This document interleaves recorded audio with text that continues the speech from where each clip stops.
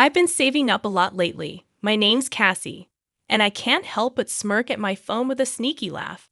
I'm 29 now, married for 2 years, and working hard as a housewife. Some of my coworkers think my smirk is weird, but I can't stop because I'm so close to saving enough money to build my dream home. The balance in my bank account is almost there. My husband, Max, and I don't have kids yet, but we've always planned to have some once we have our own home. I wanted to stay single a bit longer, but at 27, I fell in love with Max, who's a bit older than me. We work at the same company but in different departments, which can be awkward, but I've stuck with it because finding a new job would mean less money. Now, after a lot of hard work, I'm almost ready to buy our dream home. It's been quite a journey. Life with my husband is smooth sailing, and our savings are growing steadily. We're content with our ordinary jobs and our plan to buy a simple home. Finding joy in this regular life is what makes me happiest. But there's one big hiccup: my relationship with my in-laws. It's the toughest part of being married. When I come home from work to our small rented apartment, seeing my in-laws' shoes at the door instantly drains me. They seem to be here again today. I let out a heavy sigh. I'm home. Oh, you're back. The one who responds isn't my husband, Max, but my mother-in-law, comfortably seated on our cramped sofa. Good evening. Do you always come home this late? Our in-laws live just 3 train stops away, which is too close for comfort. That's why my mother-in-law often drops by without considering the inconvenience. You're home late again. What about Max's dinner? This happens too often. No sympathy for my long work hours, just complaints from my mother-in-law. I'm sorry, work was hectic. I'll cook something now. Max has been home for a while. Cassie, aren't you a bit inefficient? Even though Max and I work at the same company, our jobs are very different. Max rarely has overtime in his department, but he earns less. My department, however, is crucial to the company, often requiring me to work late. That's why I earn the highest salary in the company. I never bring this up myself, and I wish Max would, but maybe his pride gets in the way. He never speaks up. Right now, he's just quietly drinking his tea. Even though we both work, I feel like Max could pitch in a bit with the housework, but he steadfastly avoids it. Whether it's shopping, laundry, cleaning, preparing the bath, or cooking, when he gets home from work, he's either glued to the TV or absorbed in his phone. Oblivious to all this, my mother-in-law, as usual, came over to criticize me today. It's okay. I already had dinner with Max. Oh, you've eaten? We had some amazing sushi. I decided to treat Max to something nice for a change. I see. I was taken aback when I heard the name of the sushi restaurant. Isn't that an upscale place? Though surprised, since my mother-in-law footed the bill, I decided to let it slide and started heading to the kitchen to make my own dinner. But my mother-in-law stopped me. Cassie, I hate to ask, but could you do me a favor? I'm a bit short on cash this month. Could you lend me some? Just as I suspected, my mother-in-law often asks for money like this. I wanted to say, hold on a second. That doesn't seem right. You went to a fancy sushi restaurant, didn't you? And last month, you said you were struggling and begged for money. I reluctantly gave you $300, even though we're also tight on cash. And the month before that, and the one before that. Aren't you being a bit careless? But I held back and managed a strained smile. I'm sorry, we're all having a tough time this month. Can't you do anything for your struggling parents? You're the cold one, not me. Who's really cold here? Your son, who neglects his duties at home, leaves his wife alone, and goes out to eat sushi. Seems pretty cold to me. Finally, my husband Max chimed in. Cassie's mom is in a tough spot. Can't you lend her a hand? Oh, so we're really struggling this month, huh? Well, Mom, I'll help you out. Max sighed and pulled $500 from his wallet, handing it to his mother. Max is such a kind and wonderful son, unlike Cassie. I was stunned as my mother-in-law shot me a glare and headed for the door. I thought she was leaving, but then she turned back and glared at me again. Max, if you ever want to divorce your money-hungry wife, You're always welcome to come back home. I'll keep that in mind. With a slam, my mother-in-law left. What was that all about? I turned to Max, who was already lounging on the sofa with his phone. I confronted him. Why did you give her $500? If we have that much extra cash, why not put it towards our household expenses? I had my reasons for asking. While Max pays the rent for this apartment, that's the extent of his contributions. I cover all the bills like utilities, phone, groceries, and other expenses because Max refuses to chip in. What do you mean? I pay the rent, don't I? You expect more than just that. You're so greedy. That's Max's usual way of avoiding financial responsibility. I'm taking care of everything else, including the phone bill you're holding. It's understandable you earn more, but I only make a bit more than your salary. We're barely making ends meet with our expenses and savings. Oh, you have enough to save? Then you should be fine. Suddenly, he reached out his hand when I mentioned savings. What's this for? I gave my mom $500, and now I'm broke. Can you lend me some cash? What? Seriously. This is unbelievable. Despite keeping almost all of his salary except for rent, Max always claims he's short on money every month. He used to justify it by saying, "A man needs to socialize and entertain," and I reluctantly went along. But not today. Why should I foot the bill for you and your mom's sushi? Why am I responsible for that? It's a way to honor parents. What about me? Neither Max nor my mother-in-law ever show appreciation. It feels like I'm just a paycheck to them. And what was that about considering divorce? Exactly what it sounds like. If you keep being so tight-fisted, I might have to consider it. With that, Max locked himself in the bedroom. He even went as far as locking the bedroom door. In our tiny apartment, there aren't many places to go. With the bedroom inaccessible, my only option was to sleep on the sofa. These days, amid all the stress, the only solace I find is in checking my bank account balance. After enduring yet another round of sarcasm and financial demands from my mother-in-law, I'd open my phone before starting my overtime shift at work. Logging into my savings account, which I've had since I was single, I thought everything was on track for our dream home. That is, until I saw something that made me freeze.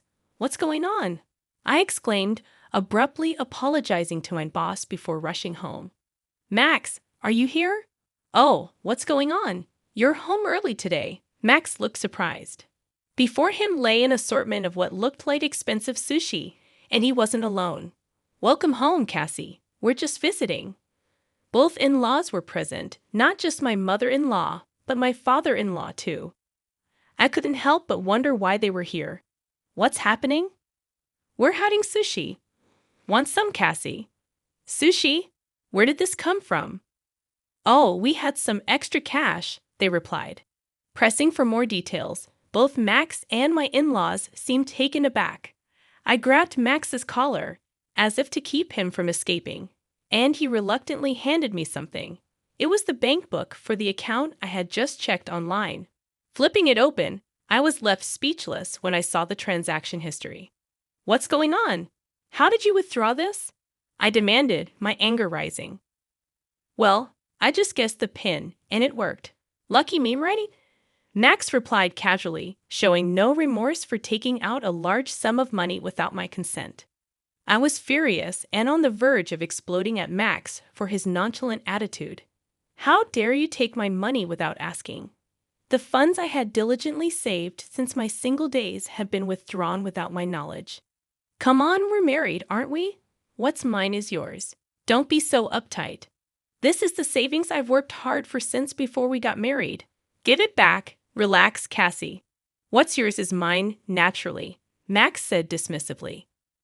Living off Max's support while secretly saving such a large amount of money.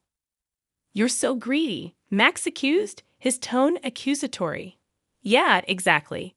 You should appreciate me more. Who do you think you're depending on? It's unbelievable. I feel like I'm alone in this.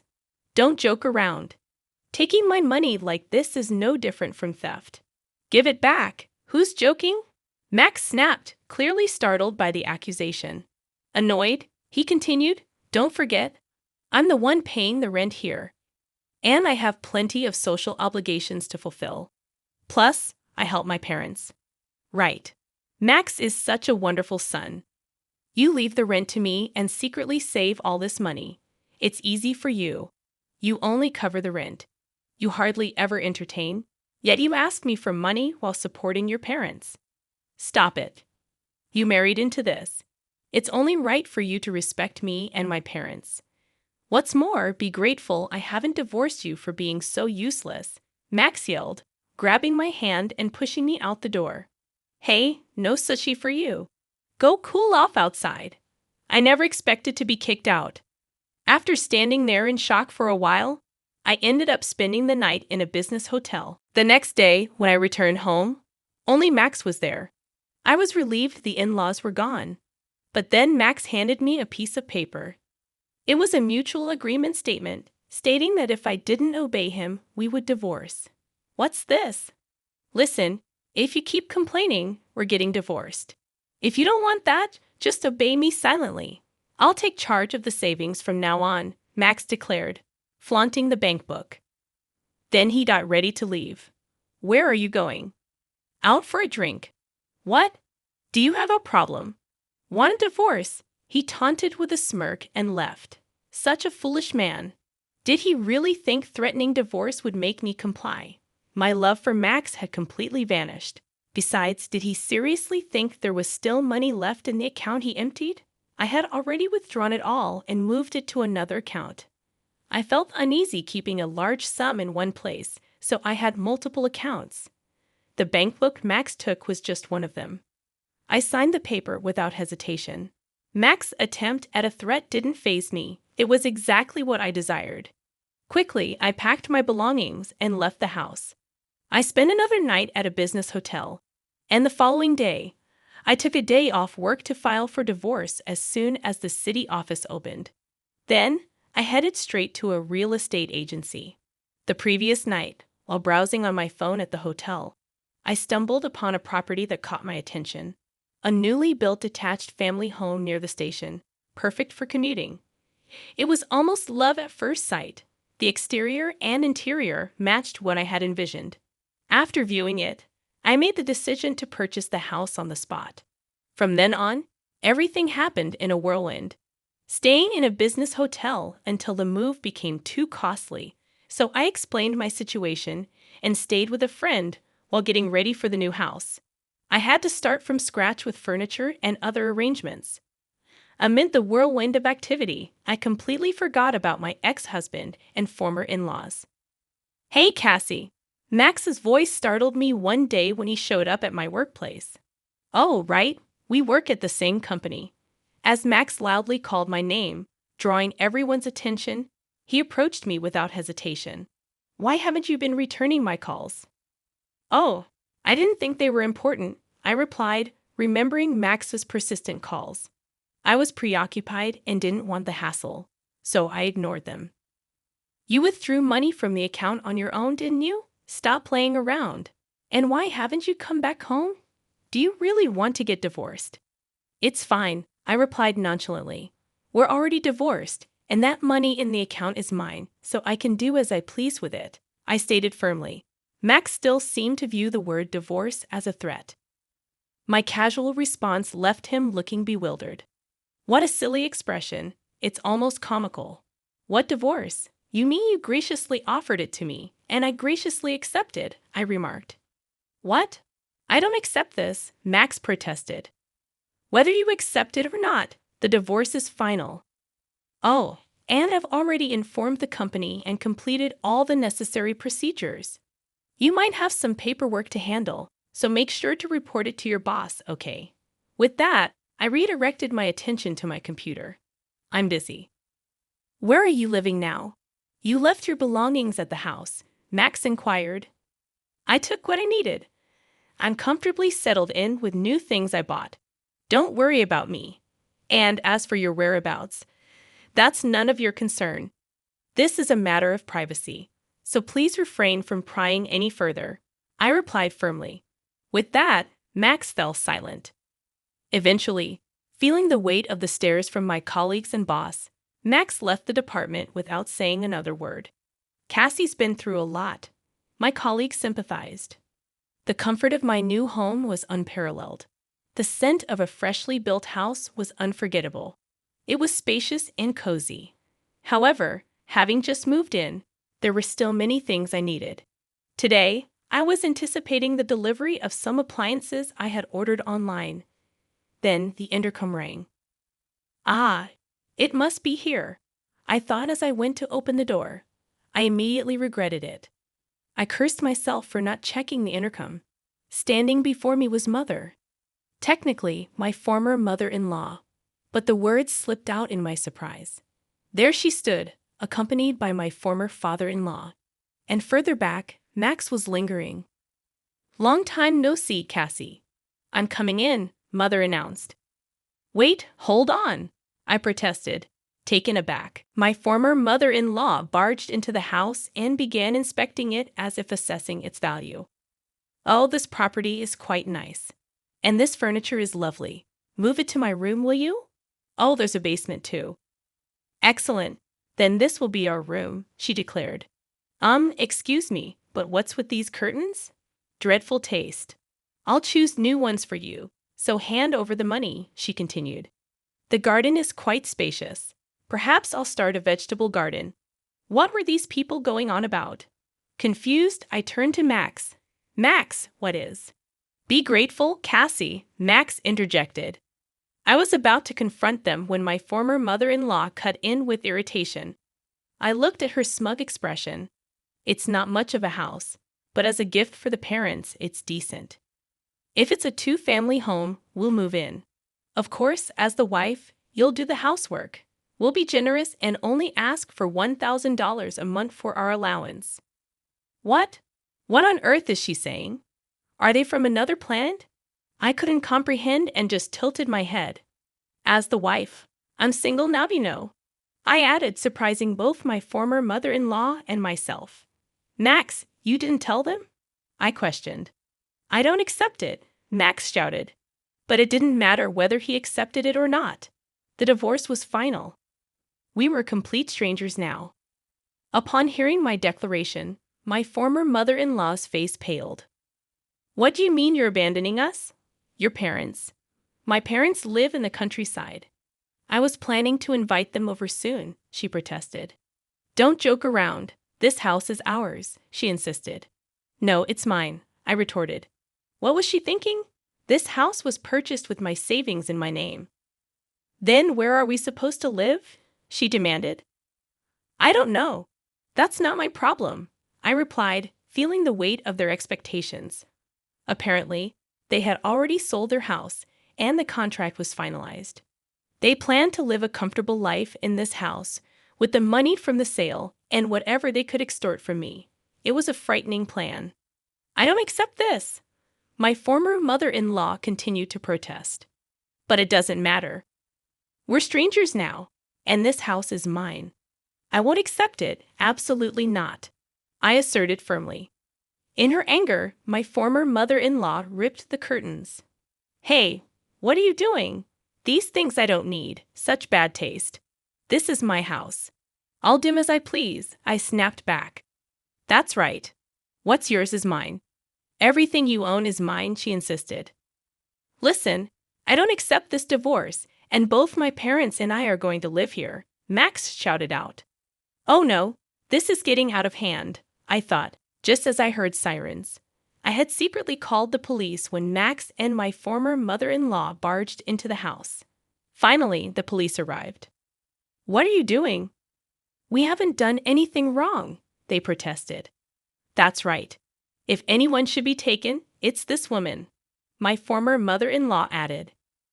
After a scene, they weren't arrested but were escorted away by the police. It had been a tumultuous day. After being released, Max continued to come by, insisting on reconciliation and getting picked up by the police each time. He even followed me to work. So after consulting with my boss, George, he received the stern warning. Misusing his wife's savings and assaulting her new home became the talk of the office, leading to an uncomfortable working environment for Max. His resignation seemed to affect him mentally, and he struggled to find new employment. My former in-laws, having sold their house, moved into the cheap apartment where Max and I had lived. It was an old, poorly maintained place, so it wouldn't have fetched much money. With the money from the sale, it seems like the three of them will be able to live modestly. Finally free from all the drama, I'm relishing the comfort of my own home.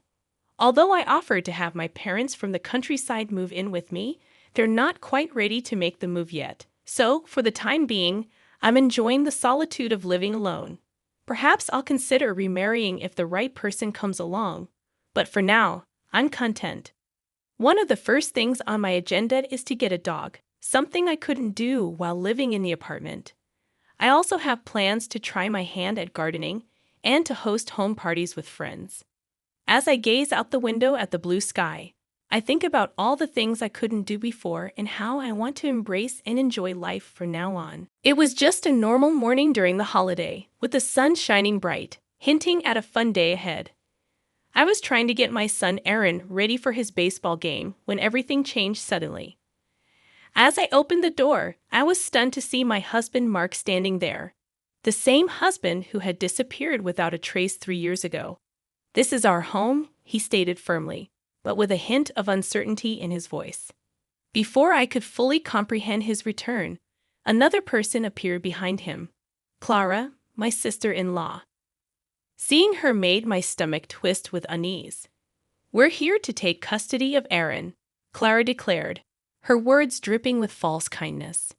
I had often wondered about this exact situation, remembering how Mark and Clara had vanished around the same time. It seemed too coincidental to be true. But with the chaos of daily life and limited resources, I hadn't been able to investigate further. Lost in these thoughts, I barely noticed Aaron's voice behind me. "Mom, who are you talking to?" My heart sank. There he stood, my brave son, unaware of the storm brewing. Clara turned her predatory smile toward him. "It's nice to meet you, Aaron. I've been wanting to meet you for a long time." Her words churned my stomach. It was the same voice that had charmed everyone, hiding the manipulative and cruel nature I knew too well, the voice I had hoped to never hear again. Confused, Aaron looked at me and then back at them. "Dad, why are you here? And who is she?" He edged closer to me, sensing the tension instinctively. Mark and Clara stood there, looking stunned and caught off guard, clearly not prepared for this confrontation. Before they could gather themselves, Aaron spoke up, his voice filled with anger. "We're leaving, so move." It was then that Mark and Clara noticed something behind me, and their faces turned pale. I couldn't help but let out a bitter laugh. Standing there was my daughter Elise, cradled in Aaron's arms.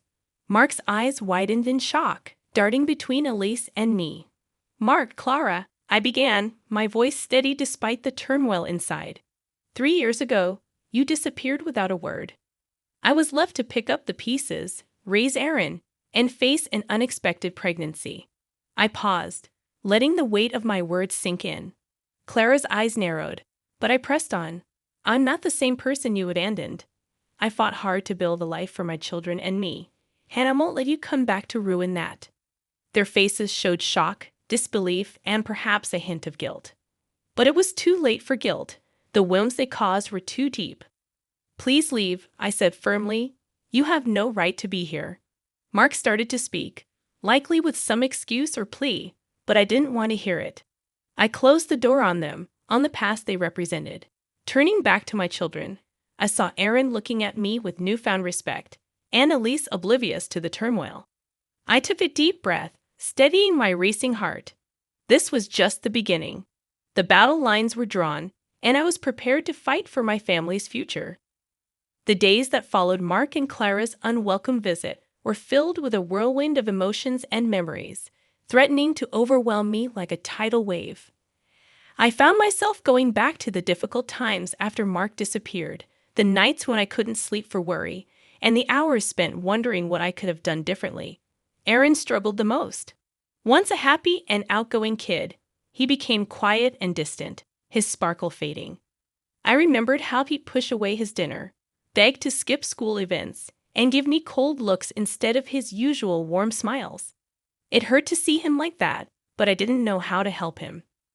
While I dwelled on those memories, Elise's innocent laughter filled the house, a sharp contrast to the turmoil inside me. She was my unexpected joy, a beacon of light during Mark's betrayal. Her birth gave me strength and vulnerability all at once. One night, as I tucked Aaron into bed, he looked at me seriously. "Mom, why did Dad leave us? Did we do something wrong?" His question felt like a punch to the gut. "No, honey, you did nothing wrong. Sometimes grown-ups make choices that don't make sense, and it's not because of you." "But why did he come back with Aunt Clara?" His confusion broke my heart. I sighed, trying to find the right words. "I don't know why they came back, but I do know that we're a family. You, me, and Elise. We'll face this together." He nodded slowly, his young face full of worries no child should have. "I trust you, Mom. I just wish things were like before." I kissed his forehead, whispering, "I know, my love, I wish that too." The next day, a call from my lawyer, Mr. Thompson, snapped me out of my thoughts. "Lauren, we need to talk about your legal options. Mark and Clara's accusation is unfounded, but we need to prepare a case." I listened intently, my thoughts racing. This was my chance to fight back, to ensure that Mark and Clara couldn't harm us anymore. "Let's go for it," I declared firmly. "I need to safeguard my children, and I won't allow them to be manipulated by whatever game Mark and Clara are playing." Mr. Thompson's voice was reassuring. "You're making the right choice. I'll start getting the paperwork ready. We'll show them that they can't just push you around." As I ended the call, a sense of determination settled over me. Mark and Clara had underestimated me, thinking I'd crumble under their pressure. But they were mistaken. I was stronger now, forged by the challenges I'd faced. I glanced at Elise playing nearby and knew I'd do whatever it took to protect them. This wasn't just about revenge anymore. It was about justice for my children and myself. Mark and Clara had ignited a fierce protective instinct in me, and I was prepared to fight back with all my might. As weeks passed, my resolve solidified like steel. I braced myself for the legal battle ahead, but nothing could have prepared me for the emotional warfare to come. Mark and Clara, like vultures circling, began their campaign to wear me down. One afternoon, picking up Aaron from school, I found them waiting, casting a shadow over the sunny day. Clara's voice dripped with false sweetness as she greeted Aaron. "Hi, sweetie. We've missed you so much." Aaron clung to my hand, his body tense. "Why are you here?" he whispered. Mark stepped forward, feigning concern. "We just wanted to see you, son. We're family too, you know." Anger surged within me. "You forfeited the right to call yourselves family when you abandoned him," I snapped, pulling Aaron closer. Clara's facade cracked, her eyes narrowing. "Lauren, you can't keep him from us. We have rights." "Rights? You have no rights here," I shot back, my tone icy. "You made your choice 3 years ago. Now you have to live with it." Mark's face contorted with anger.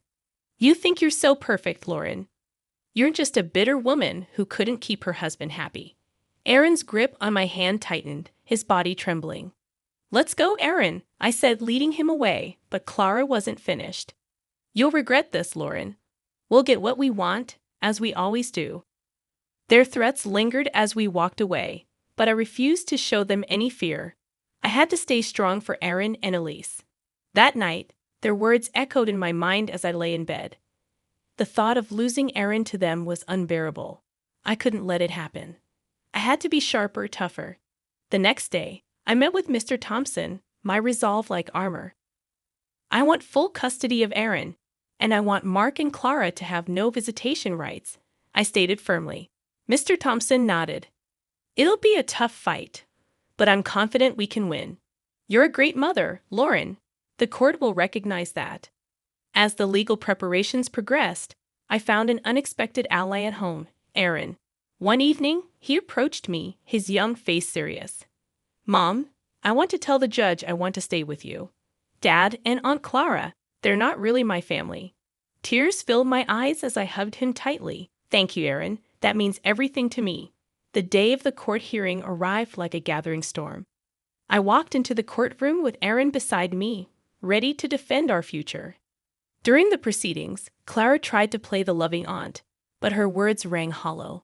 Mark acted like a remorseful father, yet his eyes betrayed his true intentions. When Aaron spoke, his voice steady and resolute, the truth shone through. I want to stay with my mom.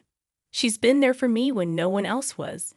The judge's decision was like a ray of hope.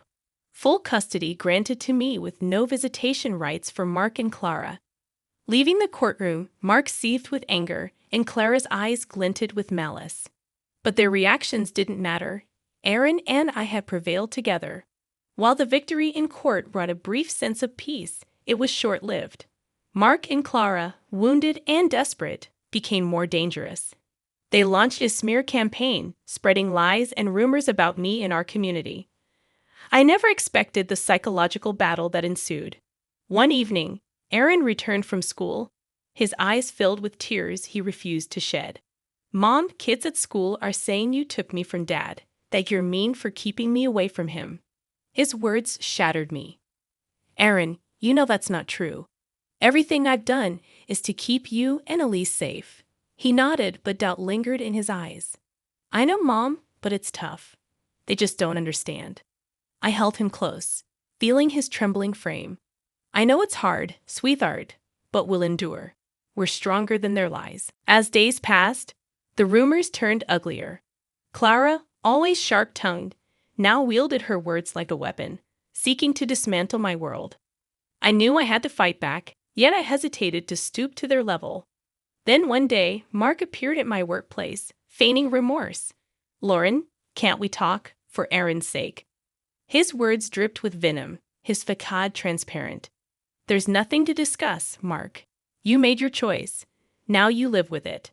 He gripped my arm tightly. "You're destroying my life. Lauren, you and that kid." I pulled away, my voice steady. "No, Mark, you did that to yourself." As I walked away, his parting threat sent a chill down my spine. "This isn't over, Lauren. I won't give up so easily." The legal win secured custody of Aaron for me, but it didn't put an end to the conflict. Mark and Clara persisted, and I could see how it affected Aaron. He was caught in a battle he couldn't grasp, torn between his biological father and the mother who had never let him down. One evening, Aaron approached me, his face filled with uncertainty. "Mom, what if Dad changes? What if he wants to be a real dad?" His words struck a chord. "Aaron, I understand he's your father, and it's natural to hope for that. But we must see people for who they are, not who we wish them to be." There was a moment of silence before Aaron looked up at me, his eyes clear. "I understand. I just wish things were different." I embraced him, murmuring, "I wish the same, Aaron. I truly do." Amidst the ongoing battle, my focus remained on Aaron and Elise. They were my pillars, the reason I fought relentlessly. And I'd do anything to shield them, to give them a life free from the shadows cast by Mark and Clara's deceit. Their relentless campaign turned darker, veering into harassment. They seemed omnipresent, at my workplace, near Aaron's school, always lingering, always observing. It became a psychological siege, its weight bearing down on me daily. Yet, I refused to be cowed. It was time to retaliate, to show them they couldn't disrupt our lives without repercussions. I arranged a meeting with Mr. Thompson, my determination unwavering. "Mr. Thompson, it's time for more decisive legal action. I want to pursue a restraining order against Mark and Clara, and I want to sue them for harassment and defamation," I asserted. Mr. Thompson agreed wholeheartedly. "I believe that's a prudent step, Lauren. Their behavior is intolerable, and they must face the legal consequences."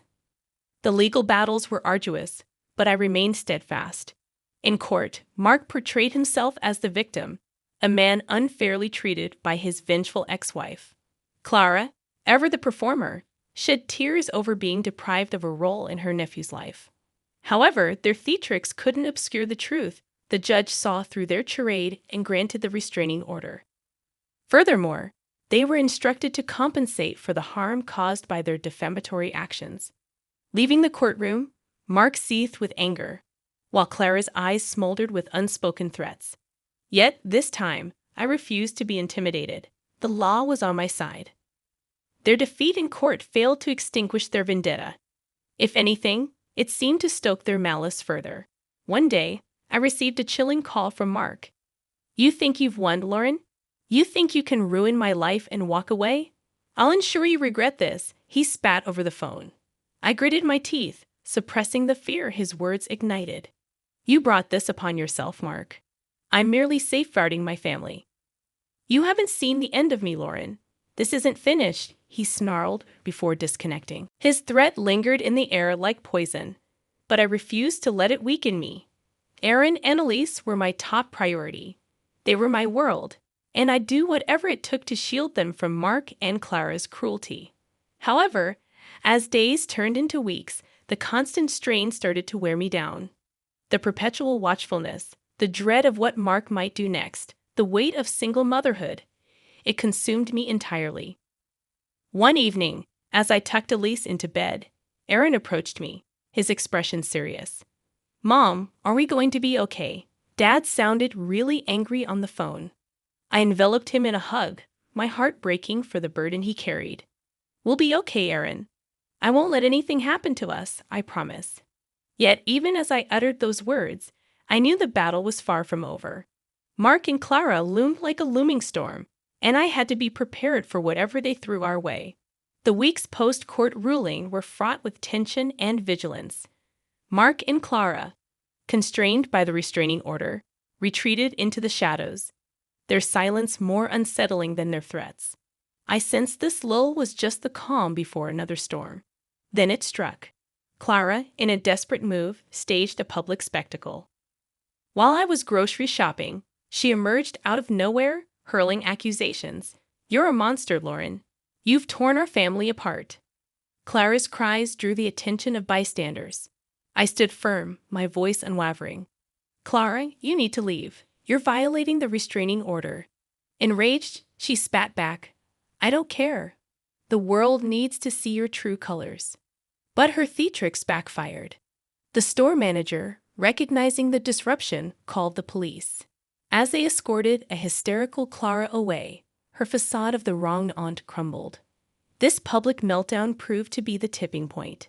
The police charged Clara with violating the restraining order and causing a public disturbance. Mark, too, faced repercussions. His involvement in the harassment and defamation, now laid bare, led to his arrest. As I witnessed their apprehension, a twinge of pity stirred within me. They had plummeted into their own abyss, a pit of lies and animosity they had dug themselves. Yet this feeling was swiftly eclipsed by a sense of justice. They were finally being held accountable for their actions. In the aftermath, the community's perception shifted. The truth about Mark and Clara's deceit and manipulation came to light. Those who had once whispered behind my back now extended their apologies and support. Aaron, witnessing his father and aunt's downfall, grappled with conflicting emotions. "Mom, is it wrong to feel relieved about Dad and Aunt Clara getting arrested?" I squeezed his hand, empathizing with his inner turmoil. "It's okay to feel relieved, Aaron. They caused us a lot of pain. It's natural to seek justice." The battle that had consumed us for months appeared to be at an end. Mark and Clara, once formidable adversaries, were now diminished. Their ability to harm us had been stripped away. As I tucked Aaron and Elise into bed that night, a sense of tranquility settled over me. We had weathered the storm and emerged triumphant. Our future lay before us, bright and full of promise. Though life had thrust us into turbulent waters, we had learned to navigate the tempest. Now it was time to relish the calm, to embrace the fresh beginning that awaited us. Living expenses. What does that entail? My mother-in-law's expression reflected genuine confusion. "Hey, Brian, can you explain this properly?" I pressed, watching my husband squirm. Brian, caught between his mother and me, seemed to shrink under the pressure. "I've never received anything like that before," he finally admitted. "Let me introduce myself. I'm Carol, a 37-year-old office worker, happily married to Brian. Our whirlwind romance led us to tie the knot within 4 months of meeting each other. Our families were thrilled, especially given our ages. Since our marriage, my relationship with my mother-in-law had blossomed. We often dined out and grew quite close. Initially, Brian and I lived separately but nearby. However, after Brian's father passed away, we decided to live together. Contrary to stereotypes, there was no tension with my mother-in-law. She willingly took on household chores, giving me time to focus on work. I felt guilty but appreciated her help. To show my gratitude, I provided her with some living expenses through Brian. Yet as Brian's appetite grew, I worried about whether our budget was sufficient. So, I broached the topic with him, suggesting we increase the allowance for his mother. I think we should increase the living expenses we give to your mom, I said, especially considering how much you've been eating lately and she's been doing all the cooking and cleaning. Brian seemed hesitant but eventually agreed, sharing my sentiment about showing appreciation tangibly. As I nodded in approval, little did I know that life was about to take an unexpected turn. Just a short while later, I found myself in a severe accident after colliding with a bike at an intersection. I found myself hospitalized for 2 weeks due to a fractured bone. On the first day, my husband brought me some essentials. "Are you okay? It looks painful. I'll let my mom know," he said. "That would be great, thanks," I replied. In my shared hospital room, I couldn't make calls, so I asked my husband to inform his mother that I'd contact her once I was able to move. "Sure, I got it," he cheerfully responded before heading home. A week went by, and neither my husband nor my mother-in-law showed up. Despite my expectations, there was no contact from either of them. Concern gnawed at me, but I reassured myself, thinking it was just my husband being his usual forgetful self. Then, I tried calling. My husband didn't answer, which I chalked up to him being busy at work. Next, I rang my mother-in-law. "Hi, mother-in-law. You must have heard from Brian, but I'll be in the hospital for another week, so I'll need some fresh clothes," I said. "Hospitalized? What happened? An injury? Illness?" Her flustered response made me uneasy. As I pondered, I realized she hadn't been informed. But why? If my husband forgot, she would have noticed my absence and called me immediately. Minutes later, she arrived, visibly exhausted. She explained Brian's absence, mentioning a sudden 2-week business trip. "Thank you for coming, mother-in-law. What did you hear from Brian?" I asked. "He said he was going on a business trip for 2 weeks. It was sudden," she replied. That's when it hit me. Brian, an illustrator who preferred working from home, planned a sudden business trip. It didn't add up. Unless something significant arose, he wouldn't leave, even for local meetings. My mind raced with possibilities, including the unsettling thought that he might be cheating on me. I know for a fact that our company doesn't arrange meetings requiring business trips. How? Well, it's simple. I work there too, as an administrative staff member. "Are you okay? You look pale. Are you feeling unwell?" My mother-in-law asked, concern etched on her face. "Our company wouldn't send Brian on a business trip. That's the job of the sales team. I'm an admin, so I don't go on business trips either," I explained, watching her reaction. Her puzzled expression spoke volumes. In other words, Brian lied. It had been a week since his unexplained absence, and there was no official notification. I couldn't help but wonder where he really was. He left his injured wife in the hospital and lied to me. "Did Brian tell you where he was going on business?" I inquired. "Come to think of it, he mentioned staying in a hotel in Miami arranged by the company," my mother-in-law replied, pulling up the hotel's website on her smartphone. As I glanced at the screen, my heart sank. It was the same hotel where we celebrated our wedding anniversary, a place far too extravagant for a company-funded trip. A throbbing headache began to surface, fueled by the realization of Brian's sloppy alibi. "Mother-in-law, this is difficult to say, but Brian might be cheating," I confessed. "What? Brian?" Her disbelief echoed in the room. "But this does seem suspicious," she conceded, her expression shifting. "Isn't this the hotel? Hold on, let's confirm if he's really there," she suggested, disappearing for a moment. After what felt like an eternity, she returned, a smirk playing on her lips. "They said they'll check it out for me first. We need to verify the facts," she announced. As we waited, about 10 anxious minutes passed by.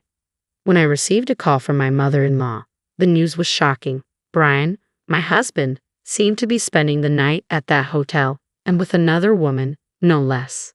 Despite the strict policies against such actions, the circumstances seemed to warrant an exception, my mother-in-law explained. She even disclosed the name of the woman Brian was with. I was taken aback when I heard the name. I knew her. She was actually a friend of mine, my coworker and friend Jessica, who worked in the same department as Brian. She had even been present at our wedding, delivering a speech. The revelation left my mother-in-law equally astonished. Furious, her face flushed bright red, my mother-in-law was ready to confront Brian then and there. However, I urged caution, suggesting we gather solid evidence first. We decided to hire a private detective. After that, I'm filing for divorce. I can't tolerate a man who cheats with my friend. I plan to seek alimony, so I apologize for any inconvenience this may cause you, mother-in-law, I explained. Don't worry about it. I'll give that idiot son of mine a piece of my mind. How dare he betray such a good wife? When he comes back, he'll get a thrashing, my mother-in-law declared angrily, her words offering me some solace. Feeling somewhat uplifted by her support, I began searching for a private detective.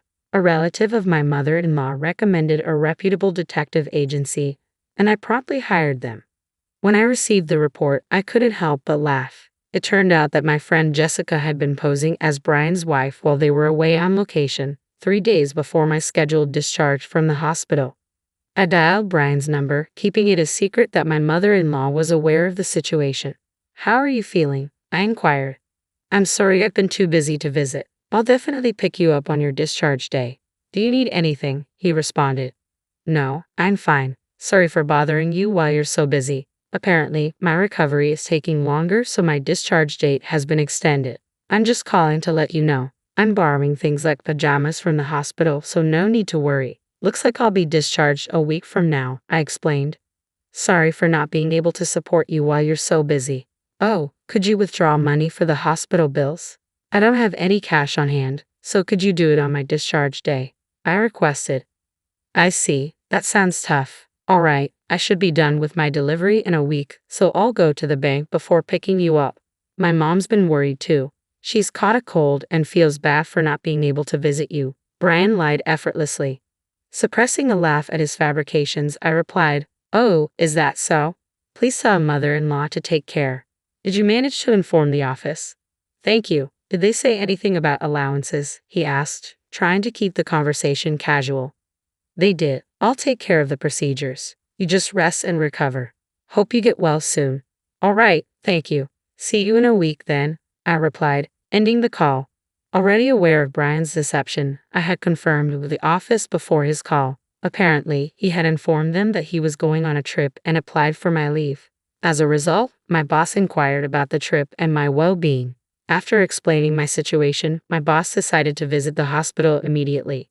Not only my boss but also the HR department came, revealing that I was entitled to sick leave benefits. It was then revealed that Brian had been out of touch for about a week, and he was also behind on his deadlines. The same was true for his mistress, who they couldn't reach either. This revelation shed light on a situation that had been ongoing for the past 6 months, finally coming to a head, prompting them to come and talk to me. I informed my bosses that I preferred they didn't mention the situation to Brian or his mistress until a week later. After that, they were free to impose any necessary punishment. Following the plan, I was discharged from the hospital. It appeared that Brian had submitted another application for my paid leave. His mother, my mother-in-law, received a call from him, stating that his business trip was extended. Despite my extended hospital stay due to my illness, he was prolonging his vacation with his mistress. It became evident that there was no love left for me, leaving me feeling saddened. Deciding to take my paid leave as initially planned, my boss assured me to take all the time I needed until Brian returned. My mother-in-law and I prepared ourselves to confront him. The day before I intended to inform Brian about my discharge from the hospital, I called him. Hello, how's your mother doing? I inquired. I'm feeling good and I got discharged today. It was sudden, so don't worry about picking me up. I can pay with my credit card, he replied. You're working today, right, Brian? I pressed. Yeah, I have a meeting soon and another one tonight, so I won't be home until late. Sorry, he said. That's fine, don't worry about it. I'll take a taxi home, I assured him. Suppressing a laugh at the background noise of a shopping center announcement during his call, I calmly hung up the phone and activated the voice recorder. I had received word from the detective that Brian planned to go shopping today, so I deliberately called him during that time. Upon checking the voice recorder, Brian's voice and the background announcement were distinctly captured. Apparently, Brian had contacted my mother-in-law, claiming he was on vacation with a friend. He insisted it was a working vacation, a sort of half-truth, and mentioned I had given my approval, omitting the details of my hospitalizations to spare her worry. Brian's absurd excuses left me chuckling. According to the detective, Brian had boarded a late-night flight back. My mother-in-law and I laid out all the evidence, awaiting Brian's return. However, Brian called me with a different story. "Sorry, the meeting ran late, and I missed the last train. I'll be back on the first train tomorrow," he said. "Is that so? That's tough." "Got it. Sorry, I can't pick you up," I replied calmly before ending the call. After indulging in a 3-week affair trip, it seemed Brian still couldn't get enough. My mother-in-law was furious, but I found that my love for Brian had vanished entirely, allowing me to maintain composure during our discussion. The next day, Brian returned home looking exhausted, laden with souvenirs. "You went on a trip," I stated flatly. "I didn't hear about that," I said, puzzled. "Ha, didn't I tell you? Sorry, my bad. I got friendly with a client, and they invited me. Business relationships matter, right?" Brian explained casually as he handed me a bag and followed me to the living room. "I'm home. Hey, what's up with you, Mom? You look scary," Brian said, grinning as he plopped down onto a chair. He seemed to believe his mother was on his side. However, as soon as he saw the documents laid out on the table, his face drained of color. Sitting next to my mother-in-law, I pointed at a photo. "Oh yes, you seem to have had quite the fun on your trip with Jessica, leaving your injured wife for 3 weeks. Were you in a honeymoon mood?" I asked pointedly. "What? What's this, Carol? Stop fooling around," Brian stammered, his face contorting in disbelief. Unfortunately, it wasn't a joke. I presented evidence from a private detective. "You were pretty careless, weren't you? Your dinner conversations were totally bugged. Staying at a hotel run by our relatives, you must have thought you wouldn't get caught." Brian's face turned even more shocked as he looked at his mother for help. "Mom, it was a lapse in judgment," he tried to explain. "A lapse in judgment that lasted 3 weeks seems a bit too long, don't you think?" His mother interjected with a cheerful smile. Brian, who had been hoping for help, was stunned. "Here, these are documents for a claim for damages and a divorce application. Fill it out now," I instructed firmly. "Damages? Divorce? Carol, I'm sorry. I didn't mean it. The one I truly love is you. Can't you forgive me? Let's start over," Brian pleaded. In response, I pressed a button on my phone, and the voices of Brian and Jessica flowed out. It was a conversation recorded by the detective, hinting at a divorce with me and a remarriage with Jessica. Brian's face turned even paler. "It was just a spur-of-the-moment thing. I didn't mean it," Brian mumbled, looking desperate. I couldn't care less, really," I replied, handing him the documents and urging him to write. "Please forgive me. I can't afford to pay any damages." "Well, that's what happens when you splurge like that. Where did all that money come from anyway?" I asked pointedly. Brian mumbled something incoherent, and I had a bad feeling about it. "You didn't by chance use the living expenses, did you? I have been giving you money to pass on to mother-in-law. Did you? You've been passing it on to her, right?" I asked Brian, expecting confirmation. However, the response I got wasn't from Brian, but from mother-in-law herself. "Living expenses? What are you talking about? I've never received anything like that," she said, seeming genuinely unaware. Confused, I turned to Brian. "Hey, what's going on here? Explain it properly," I demanded. Mother-in-law and I confronted Brian, who seemed to shrink under our scrutiny. "I'm sorry. The living expenses, I used them for our dates," he admitted, his voice barely audible. I felt my already icy affection for Brian grow even colder. He had spent the almost $2,000 I had been giving him every month. All of it. "I told you that money was for groceries, utilities, and to thank mother-in-law. That money was mine in the first place," I reminded him, my voice tinged with disappointment. "I'm sorry. My salary alone wasn't enough," Brian offered weakly, but it was clear what wasn't enough. The designer items Jessica had. Surely, there must have been gifts from Brian. I swiftly raised my hand to reprimand him, but it was stopped by mother-in-law. Brian watched hopefully, still thinking mother-in-law was on his side. "You can't, Carol. If you lay a hand, it'll be to your disadvantage," mother-in-law warned before turning to face Brian. Then, with calm and monotone demeanor, Mother-in-law delivered her verdict. I've always thought the sillier the child, the cuter. I've spoiled you too much. Even with the bias, you grew up kind, and your father and I were so happy when you got such a good wife. But now, I'm cutting ties with you. Brian, stunned, tried to protest, but Mom, you're joking, right? Mother-in-law slapped away Brian's pleading hand and handed him a document containing a clause renouncing inheritance. Brian widened his eyes in disbelief, muttering, I can't believe it. It doesn't matter if you can't believe it. It's all true, mother-in-law stated firmly. Dejected and seemingly out of arguments, Brian signed all the documents presented. Afterwards, mother-in-law kicked Brian out. He had apparently been misusing company entertainment expenses and was claimed for reimbursement by the company.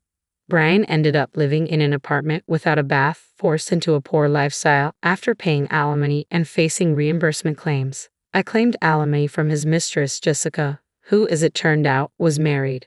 Her husband was away on business, so I contacted him through social media and claimed alimony. As a result, Jessica avoided divorce but had to quit her job, forced to live with her husband's family in a rural area without internet connection, where she was made to work from dawn till dusk.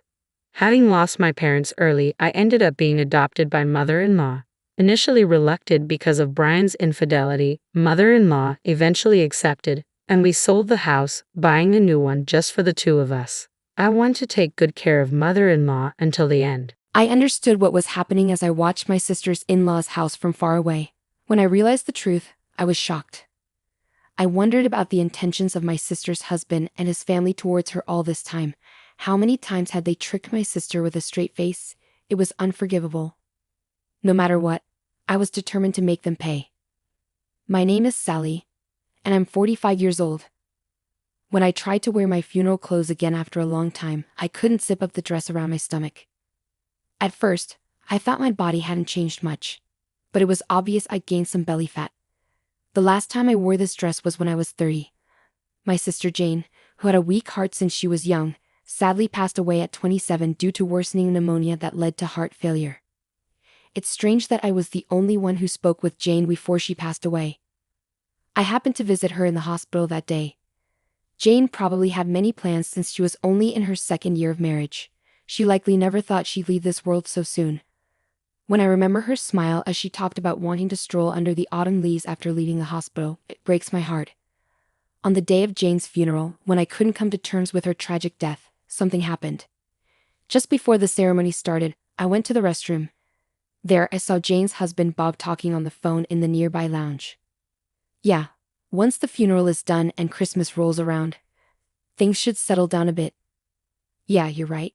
No, we should keep a low profile until the memorial mass about a year later. I don't usually listen in on people's phone calls, but this time I couldn't help but be curious about what they were saying. What does he mean by keep a low profile until the memorial mass about a year later? The deceased, he must mean Jane, right? The way Bob is talking, it doesn't sound like he's talking to a colleague. All of Jane's family is here at the ceremony. Who could he be talking to? Sorry for keeping you waiting. Yeah, I get it. No, the kid's fine. They don't suspect a thing. Neither my wife nor anyone in her family has noticed I have a child. Just stay home and relax. What? I was shocked. Did he just say he has a child? For the record, Jane and Bob didn't have any children. They decided not to because it was uncertain if Jane's body could handle childbirth. They were both in their first marriages, and we never heard anything about Bob having a child. What's happening? Honestly, Bob's strange conversation left me confused and overwhelmed with thoughts.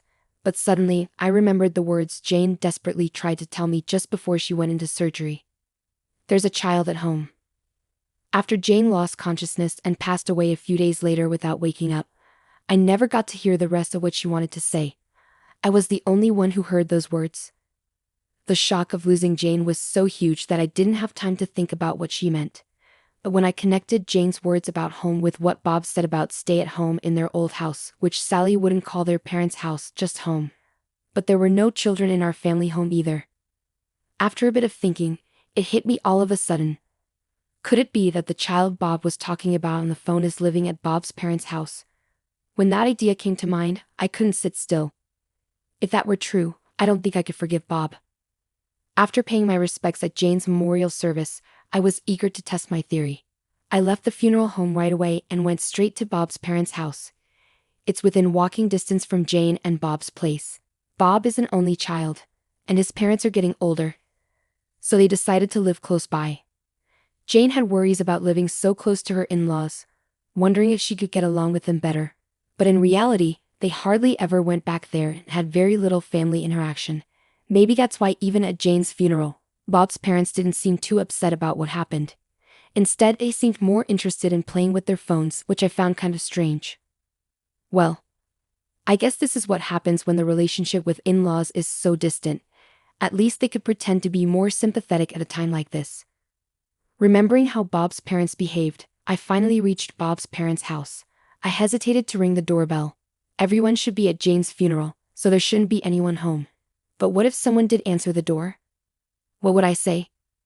I still didn't have any proof of Bob's wrongdoing, and I wasn't confident about confronting someone without evidence. As I thought about this, I went around to the back of the house and peeked inside through a window that wasn't closed. I could see the whole room. Could someone really be in there? Just as my heart skipped a beat. Hey, stop moving. Look, stay still. Yeah. A child ran out into the yard, followed by a woman I didn't recognize. I instinctively hid and watched them from the shadows. The child looked a lot like Bob, with wobbly steps indicating he'd just started walking a few months ago. The woman seemed to be around Bob's age, and her eyes resembled the child's, making me certain she was the mother. Oh God, did Bob really cheat on my sister? When did this betrayal start? When did Jane find out? Even though my suspicions seemed to fit together perfectly, I had so many questions and didn't feel any better. Instead, tears started to well up. I'll never forgive him. I promised myself to make him pay for what he did to my sister. Later, I went back to the funeral home and attended Jane's burial in the churchyard. Even though everyone thought I left halfway through, when I explained that I couldn't handle the shock of losing Jane, they seemed to understand. I highly doubt anyone would suspect I went to Bob's house, but I was relieved that my sister's in-laws didn't seem to notice anything strange at all. The next day, I made up my mind to ask for a private investigation on Bob from the only detective agency in town. To my surprise, it was run by Jane's friend Layla, whom I remembered from the funeral. Layla told me that Jane had also asked for an investigation on her husband. After she requested the investigation, Jane got sick and passed away. Even though I have to keep things confidential, I think Jane would have wanted you to know, Layla said. With that, Layla shared the details and findings of the investigation Jane had requested. Once, even though they were engaged, Jane and Bob almost broke up. Bob got cold feet just 6 months before their wedding, saying he wasn't sure he could protect Jane, who had a weak heart, and he wanted some space. After a lot of thinking, Jane agreed and decided to distance herself from Bob. However, about 2 months later, Bob apologized and said he wanted to marry Jane after all, so they patched things up and went ahead with the wedding. After that, Bob worked really hard, even on his days off, because he wanted to buy Jane a house in the future. Jane talked about their relationship like everything was fine, like she was proud of it, so I thought they were okay.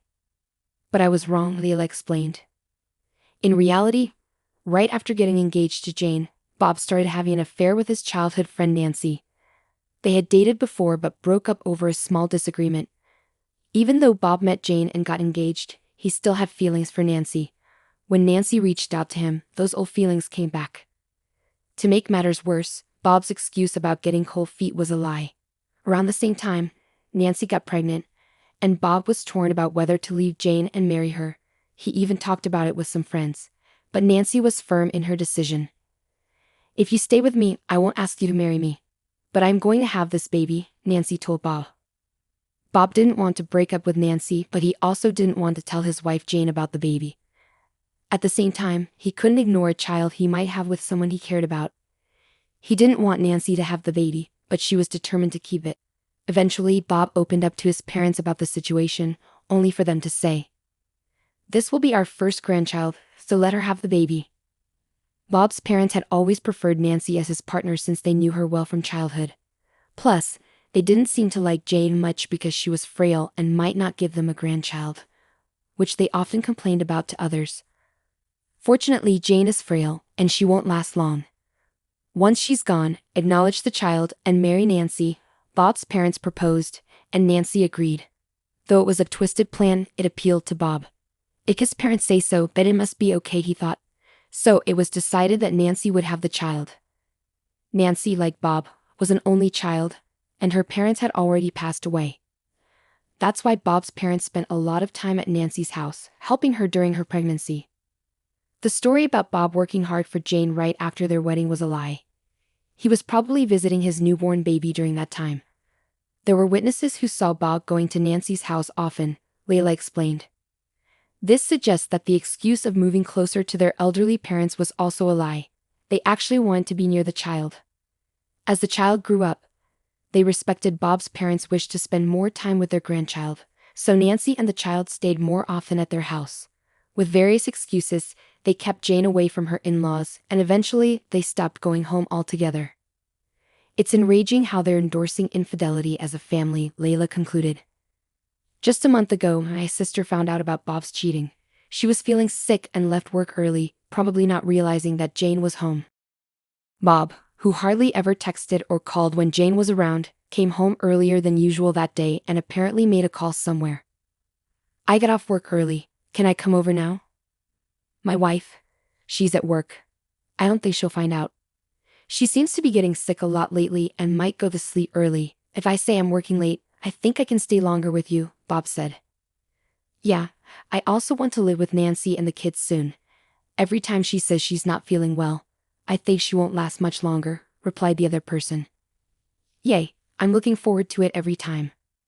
Just imagining how Jane felt hearing that from her sickbed makes my heart ache. This incident made Jane aware of Bob's cheating, and she seemed to have hired a private investigator who happened to be her friend Layla. The investigation revealed everything, and just as Jane was about to confront Bob with a divorce, she collapsed and passed away. As Layla finished telling me all this, she lowered her gaze and said, Jane must have been heartbroken. I couldn't agree more. I wanted to avenge Jane's pain. I couldn't bear the thought of Bob and his parents enjoying having a grandchild while Bob planned to remarry. But I've only just learned all this, and I don't know what to do. After thinking for a while, I had an idea. Layla, are you good with computers? At my words, Layla smiled and said, I got this. The next day, I went to my sister's in-law's house. When I rang the doorbell, my sister's mother-in-law appeared on the monitor, looking surprised to see me. Oh, Sally, what's going on? She asked, sounding a bit anxious. I need to talk to the family about Jane's things. Can we talk for a moment? Hearing my request, my sister's mother-in-law fell silent, and the intercom went quiet. Oh no. Maybe she won't let me in. Feeling nervous, I waited for a while. And then Bob appeared, saying, I'm sorry, Sally. The room was messy, so I had to tidy up a bit. Please come in. Oh, Bob, you're here. Perfect timing, I said with a smile. Bob's expression stiffened. He probably thinks I haven't figured out his cheating yet. His face stiffened, likely because he's hiding something. In fact, I had just seen his mistress and their child through the window. I bet he was cleaning up after them. I wonder which room they're in. Bob and my sister's in-laws seemed uneasy as they watched me enter the room. As soon as I took a sip of the tea they served me, Bob asked, What's this about Jane's belongings? Yeah. It's about this, I said, laying out a photograph on the table. Bob and his parents froze as they looked at the photo. Bob, who is this woman? I asked. I don't know her, Bob replied hastily. In the photo, Bob and a woman were in bed together. The other day, this was sent to our house. It said that Bob is having an affair, I explained. Hearing this, his parents glared at Bob, and Bob shook his head frantically. Wait, I don't remember this photo, he shouted. Ignoring his protests, I laid out more photographs. Each one showed Bob and the same woman kissing or on a date at a nearby amusement park. People who cheat don't usually admit to their memory lapses, do they? I said, feeling the tension rise. I'm used to it, my sister's mother-in-law sharply retorted. What are you implying, young lady? No. Mom, you've got it all wrong. I don't know anything about this, Bob protested. Then what's this picture about? Even though you have a child with Nancy, I immediately responded to my sister's mother-in-law's words. My sister's father-in-law looked guilty and said, Oh, you mean this child? And is this woman Nancy? I asked, showing a photograph of Bob holding the child. What? The entire in-law family was speechless, and even though Bob kept denying the accusation, my sister's mother-in-law slapped him, calling him a worthless son. Do you have other children too? She demanded. Please listen to me, Mom, Dad, Bob pleaded. But my sister's in-laws ignored Bob's pleas, scolding him for betraying their beloved grandchild. What nonsense bringing this here? The picture was sent to her house. I don't know much about it either, Bob exclaimed. I came here seeking clarity, but it seems Bob does have a child, I said, preparing for a confrontation. Bob was at a loss for words. But honestly, Bob was telling the truth. He doesn't have any other affair besides Nancy. I didn't plan to reveal this, as I didn't want to be accused of spreading false information later on. However, this picture is fake. It's a composite one that I had Layla create. I could have used a real picture of the child with the actual person Bob cheated with, but I chose a combined photo because of certain reasons. I planned to confront him by asking him about the child, but luckily, my sister's mother-in-law revealed the truth earlier than I expected. So, your quietness means it's true, isn't it?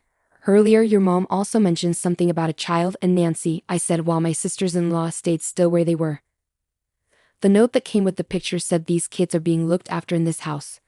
That's not true. My sister's mother-in-law quickly disagreed with what I said.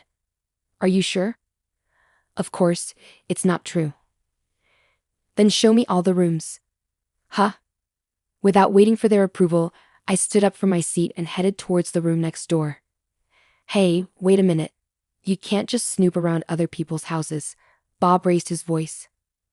If there's nothing to hide, then you should show me. That's not the point. Then what's the issue? Well, without waiting for Bob's response, I ignored the attempts of my sister's in-laws to stop me and peeked into the next room. She's not here, I concluded, and then I went upstairs to the second floor. Despite facing obstacles and scraping my knee, it was nothing compared to my sister's pain. I was willing to endure any number of fresh wounds. Pushing past my sister's in-laws, I opened the door to the room on the second floor, pushing Bob aside as I did so. Ah, there she is. In the room, Nancy and a child were sitting on the bed. Well, who do we have here? It was a different woman and child from the ones in the picture. What's happening? Bob asked. At my words, Bob turned pale, and Nancy looked puzzled, saying, a picture? Yes, it seems like Bob here has been cheating while my sister was around. Look at this picture. As I showed the fake photo to Nancy, her face twisted in anger, and she crumpled the picture. What is this? You were with another woman. No, Nancy, it's not like that. Just listen. Nancy was furious, and Bob looked pale. Having gotten the proof I needed, I'd added, so you were indeed involved with Bob, huh? My sister's in-laws were stunned, unable to believe what was happening. Why? You told me I was the only one. You said we didn't have to get married, and I wanted to have a child and be with you. And now this. Nancy, there must be some mistake. Maybe it's a look-alike or Photoshop. What do you mean, maybe? You can't deny it completely. I can't trust you anymore. For a moment, I was surprised by the mention of Photoshop, but since Bob was too flustered to deny it properly, Nancy's suspicions were at their peak. A man who's so unsure of himself, you'd be better off not trusting him. He ruined my sister's life, I said, offering my serious advice. Nancy's face hardened. My sister went through a lot because of him, but she probably understands that already. I don't need to say anything, I thought to myself. Now, I need to act like I'm on Nancy's side and get her to listen to me to achieve my goal of not letting any of Bob's family or Nancy be happy. I understand, Nancy muttered. Wait, Nancy, I'm serious about you, I interrupted Bob's desperate attempt to win Nancy over.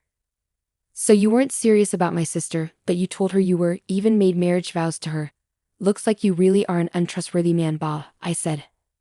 At my words, Nancy's face darkened. With a fake photo and everything, she seemed to start doubting whether Bob's words were sincere. Good. If you were serious, you wouldn't be cheating from the beginning. No matter what, you should stick to one person, I emphasized.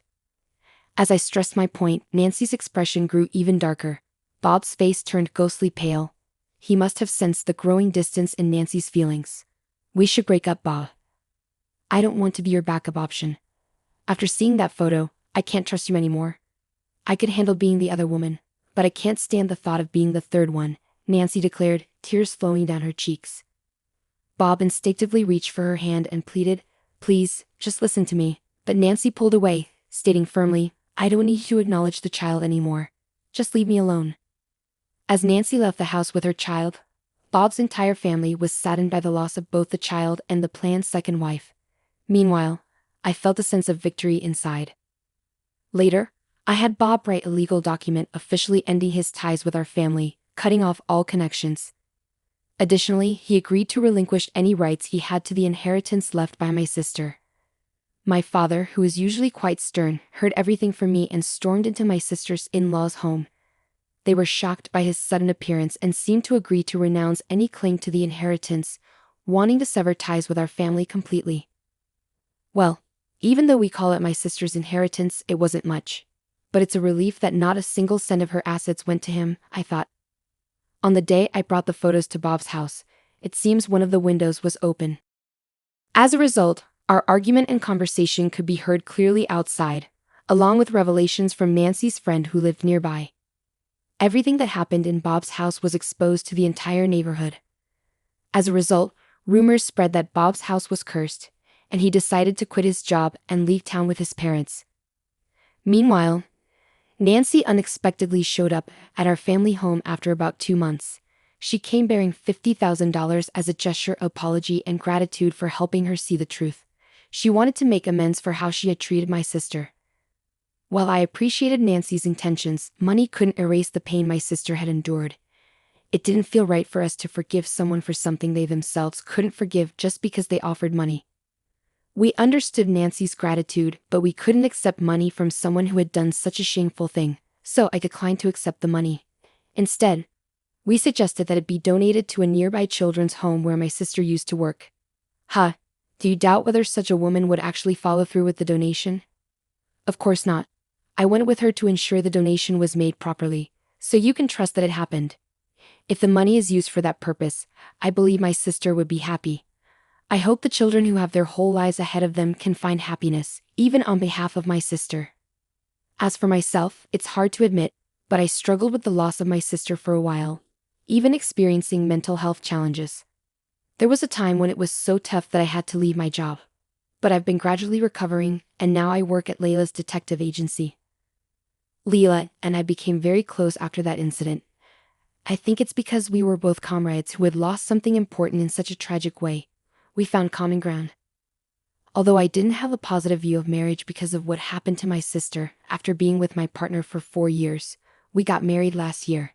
The experience of losing my sister during the COVID-19 pandemic made me realize that I never know when I might lose the chance to be with my loved ones. So I decided to get married. I want to cherish every moment with those I care about, without any regrets. Just watch me, Jane. I promise to live a long, fulfilling life for both of us. When I join you someday, we'll have a blast together, I declared, determined to live life to the fullest. Charlotte's harsh words saddened me deeply. We may not get along, but we're family after all. How could she say something so heartless? I felt lost. Thomas grinned and said, "Well, that went as planned. Mission accomplished." At that moment, I had no idea the chaos that was about to unfold. My name is Violet. I met my husband Thomas at work. I work in the office of a shipping company while Thomas is a truck driver. My first impression was that he's a robust guy, both physically and in personality. He's good at his job and kind to his colleagues. However, he wasn't so adept at the romantic game. Whether it was making a move or proposing, he was like a pitcher who only threw fastballs, no change-ups. But I prefer a straightforward man over a guy who thinks he's a playboy. As our relationship progressed and tensions eased, I found him quite interesting. Above all, he gave me a sense of security that I could rely on him. We got married and were blessed with 2 children. Our son and daughter have moved out and live on their own now. Thomas and I live in a large house. Mom passed away 5 years ago due to illness. Thomas and I still work together at the same shipping company. Thomas has been promoted to a supervisor and now handles dispatching. We had a happy marriage, but one worry was my brother, Jason. That is soft on Jason. Jason has been dreaming of becoming a rock singer since he was a teenager. He's still chasing his dream, pompadour and all, no matter his age. I won't discourage anyone from following their dreams. However, when he runs out of money, he comes to borrow from Dad. Dad, being soft, lends him the money. Dad lending money is fine. But has he ever paid you back, Violet? When you lend money, you should do it with the intention of giving. That means you shouldn't expect it back. Remember that? But Jason thinks he'll somehow make it. He's underestimating life's challenges. Isn't that risky? When I was young, I dreamed of becoming a novelist, Dad said. But Victoria's parents said if I was going to marry her, I needed a stable job. So I gave up my dream and chose to marry. I don't regret getting married, but I do regret giving up my dream. That was the first time I'd ever heard about my dad's younger days. So that's why I want to support Jason's dreams, I said. But it doesn't seem like Jason's putting in much effort. Do you really think he can achieve his dreams while goofing off all day? Thomas asked. Mountain climbing isn't just about conquering the peak. Every step you take along the way, it's part of the story. Well, you sound like a poet. Makes sense, since you wanted to be a novelist. Come on, you're making me blush with such direct praise. I'm not praising you, Thomas chuckled. Initially, I was worried that Jason had some dirt on Dad and was blackmailing him. But it turns out Dad also chases dreams, so he probably understands Jason's desire to escape reality. One day, Jason brought a woman home. Let me introduce you. This is Charlotte. From her name, I expected a dainty woman. She was, well, big. Hi, I'm Charlotte. I'm Violet, the sister. Nice to meet you, Charlotte. Charlotte is 5 years younger than me but much larger in build. Our first impression of her wasn't great. She was curt to both me and Dad, leaving us with the impression that she had poor manners. Eventually, Jason and Charlotte got married, so she became my younger sister-in-law. Neither Jason nor Charlotte held full-time jobs. They were always quitting their part-time jobs in a huff. Charlotte practices jujitsu and has a short temper, often bragging about putting her arrogant bosses or seniors in joint locks. I just hope she never gets arrested for it. Jason brags about stories that aren't really brag-worthy, like headbutting a disrespectful boss. Two kinds of stories I really can't stand. Bragging about bad behavior in the past and bragging about fights. I think many women also find these kinds of bragging a turnoff. One day, Jason came home to borrow money from Dad again, and I finally spoke up. Jason, you're working, right? Why don't you have any money? I got into an argument with a plant manager just because I forgot to put away a card. Jason replied. I told him it was workplace harassment. He yelled again, so I gave him a flying knee kick to the chair. Charlotte chimed in, seemingly pleased. I decided that if Dad wouldn't say it, I would. Every workplace has people you won't get along with, but even people I initially disliked turned out to be decent later on. I've often been glad I didn't pick a fight. You and I lead different lives. My pride is taller than the One World Trade Center, so yelling at me is practically asking for a flying knee, Jason continued. I couldn't believe my ears when Charlotte cut in. Are you siding with a boss who harasses people? That's not what I'm saying. So you're lecturing me now? You better be ready for this, Jason replied. Ready to take this outside or here's fine too, Charlotte challenged. I was flabbergasted. What is she, a teenager, feeling threatened? I walked away, unable to believe she was actually picking a fight. Jason didn't intervene. Would he have stopped if it were his wife fighting his sister? Getting hurt would be the last straw. I knew I had to watch out for that couple. When I turned 50, Dad got sick and was hospitalized. It wasn't long before we had to say goodbye. People said he lived a long life at 80, but I didn't feel that way. I still wanted to talk about many things with Dad. When Thomas and I were alone, he said, Violet, actually, Lawrence. What? Never mind. Just tell me later. Before much time had passed since the funeral, Charlotte approached me. Did Lawrence leave a will? A will?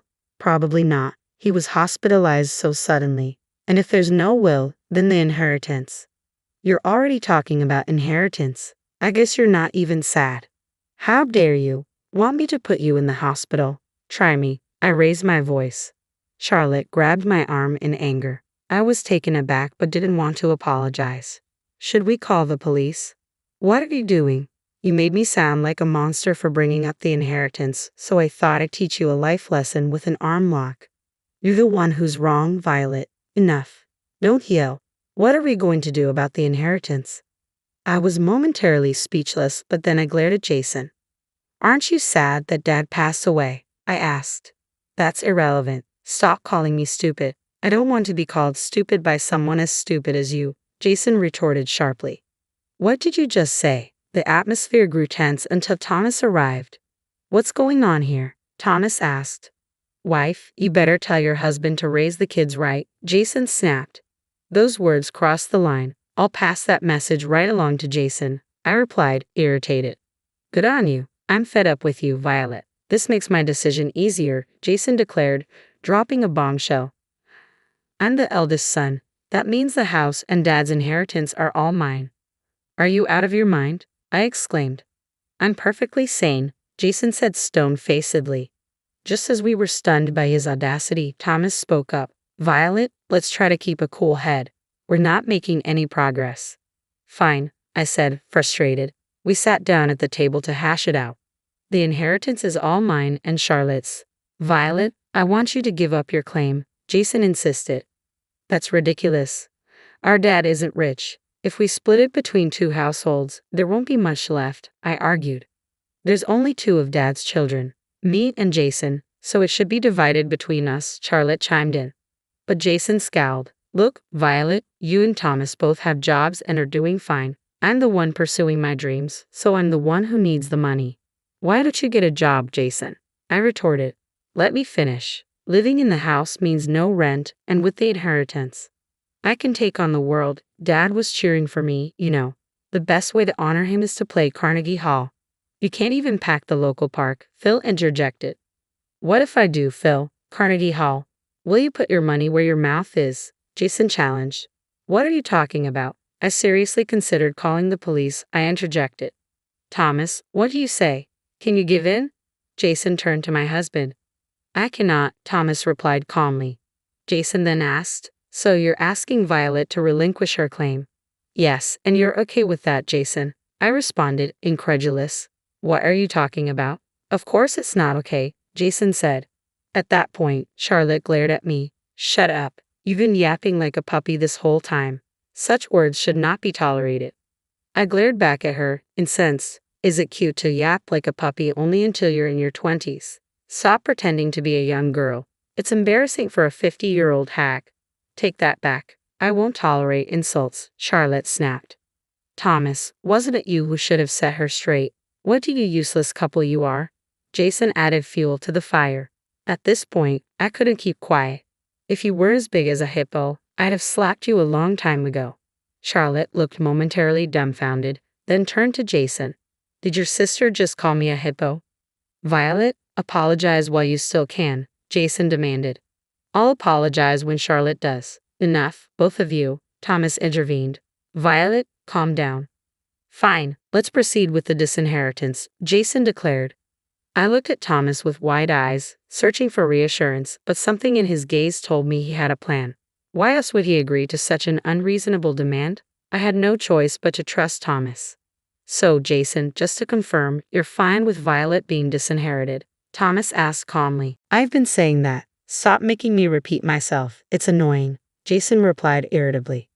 What an infuriating couple. A wife who acts younger than she is and a husband who thinks he's smart, but is actually dumb, Charlotte sneered. Leave the money and move out already, Jason demanded. Charlotte's harsh words saddened me.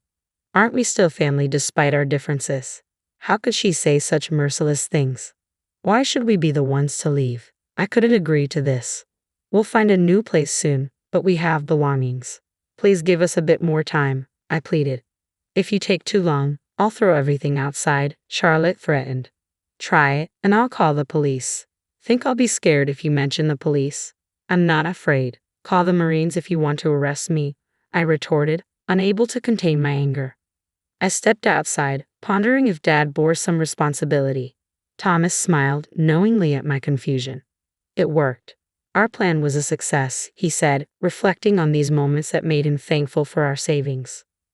With savings, you don't need to borrow money. Even with zero debt, there are substantial monthly expenses: rent, utilities, food, taxes. Taking on more debt would naturally make things tougher, Thomas explained.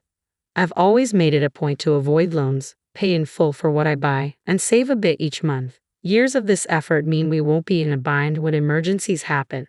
Maybe Jason set a bad example. He lives impulsively and turns to Dad when he's out of money. It was one thing when Dad was working, but he had no problem borrowing even after Dad retired. I added, I always tell our kids how important it is to save so they don't end up like that. Thomas and I settled into our new condo after finishing unpacking. Thomas broached the topic cautiously. Let's consult a lawyer first to initiate the renunciation of inheritance. Are we really giving it up? He asked. That's when Thomas finally disclosed what he had almost mentioned before. While playing chess with Lawrence, he quietly mentioned that he lost all his savings and is in debt, Thomas revealed. What? Because of Jason? I gasped, shocked. Yes, that made them even more unforgivable. Maybe that couple also shortened Dad's life, Thomas conjectured. You're not entirely right, but you're close, Thomas continued, surprising me with another revelation.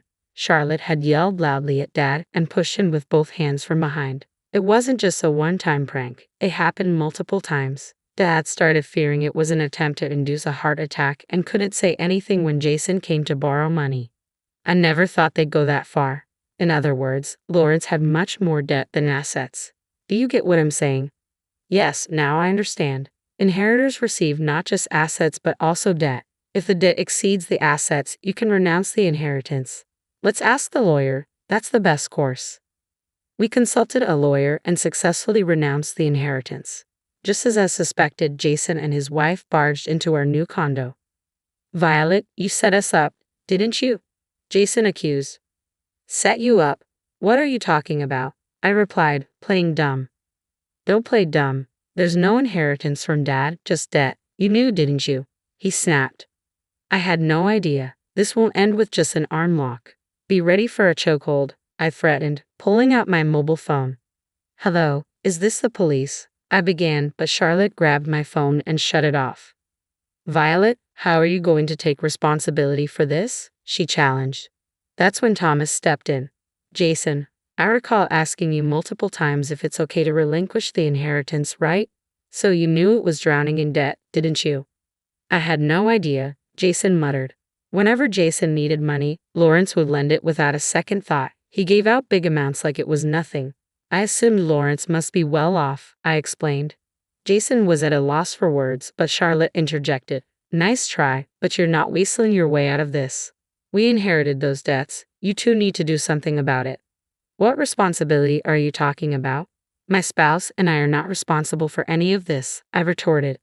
Hey, are you going to do something about this or not? Threats won't work on me, Charlotte challenged. Or should we lay it all out for a third party? I'll share every detail of what happened to Jason. Are you okay with that? How would I know that Dad went into debt just to give Jason money? If I knew, I would have stopped it. Do you even realize you shortened Dad's life? Jason finally responded. Unable to respond further, Jason stayed silent, but Charlotte remained defiant. If you're going to say that, are you okay with both of you ending up in the hospital? Enough of this nonsense. If you lay a hand on me or coerce me, it's jail time. I warned Charlotte. Your threats don't work on me. You're 45 and talking like some high school delinquent. Charlotte smirked and glanced back at Thomas. Wait, were those lines aimed at me? Right after saying it, you coerced me. Coercion is a serious crime, you know. You won't get probation, idiot. Are you a judge now? It's complex to decide whether probation applies in any crime. Don't talk nonsense when you know nothing, I fired back.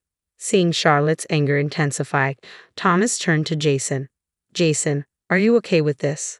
Charlotte, just shut up for a second, Jason finally said, clearly feeling the tension rise. Excuse me, who are you telling to shut up? Charlotte snapped back, her menacing glare now palpable with danger. I said, if you want to fight, do it outside. I won't allow it in my house. Let's calm down for now. As Jason stepped out into the hallway, Charlotte followed. I quickly closed the door and locked it. Their arguing voices echoed, but I was more worried about causing a disturbance in the neighborhood. Did you just tell me to shut up? What are you going to do if I call the police? Charlotte threatened. Don't worry, I'll call an ambulance in a minute, I replied calmly. A few seconds later, Jason's screams echoed down the hall. I pretended not to hear him. Shortly after, I heard what sounded like a cry of pain, but I dismissed it. Jason and Charlotte had severed ties with our family with their insults. Whether they divorced or Charlotte got arrested for assault, it was none of my concern. A few days later, I received a call from Jason. Violet, I was wrong. Will you help me? He pleaded. Who is this? I feigned ignorance. Don't be like that. We're siblings, right? He continued, his voice strained. I couldn't help but feel it was too late. It turned out Jason was in the hospital. Apparently, Charlotte had broken his arm. It felt surreal, almost like something out of a comic book. Ever heard the term you reap what you sow? I'm genuinely sorry. Could you cut me some slack? I can't afford the hospital bills, Jason begged. That's unfortunate, I replied coldly. No matter how much he pleaded, I kept my distance. Jason seemed speechless after my harsh words. Switching the call to Thomas, I ended it abruptly. Don't call him by his first name. We're no longer family, I asserted before hanging up. Thomas and I did go to the hospital, but not to visit. It was better to settle it face to face. Jason pleaded politely, please help me. Debt collectors have come to the hospital's first floor. The nurse told me I'm scared to death. Thomas looked stern. After the insults you and your spouse hurled, it's only natural for us to cut ties. That's not what I meant. If we're not cutting ties, then why renounce the inheritance? Jason looked down, his voice softening. I apologize for what I've done, but I need your help. I have no one else to turn to. What about Charlotte? Jason pleaded. We're divorced. A family falling apart, I replied somberly. Then she's at the police station for assault. It felt unreal. You repeatedly called my wife an idiot. If I had called Charlotte that, you'd never forgive me, Jason said, troubled. People who spew hate often don't remember what they've said, but those on the receiving end don't forget. I have a good memory. I remember every word you two have said. I've heard it from Charlotte as well, Thomas interjected calmly. The wife should be properly disciplined by the husband, Jason attempted to justify. What does that even mean? Explain it to me, Thomas pressed on logically. What did Charlotte mean when she said a wife should lay down her body? Is that even something you should say to a woman? Jason seemed to have forgotten not just his own comments but also those made by Charlotte. Yelling like a little puppy, that's a clear insult. As for my dear wife, you called her a young one-ape or a 50-year-old hack. Don't repeat it. Sorry, Jason muttered. Thomas didn't let up. You said it to me as well when I asked repeatedly if I should disclaim my inheritance. You told me to stop making you repeat yourself because it's annoying. It's too late for any excuses now. Jason lowered his head on the hospital bed, looking crestfallen. I'm really sorry. Can you please find it in your heart to forgive me? No way. Charlotte called my wife an old hag, and you insulted me by saying I'm not mentally sharp. By the way, what does not mentally sharp mean? Explain it to me, Thomas demanded, glaring at the trembling Jason. Jason's eyes widened with a terrified look. If I weren't in a hospital, I'd be yelling right now. Let's just cut ties off completely, Thomas declared firmly.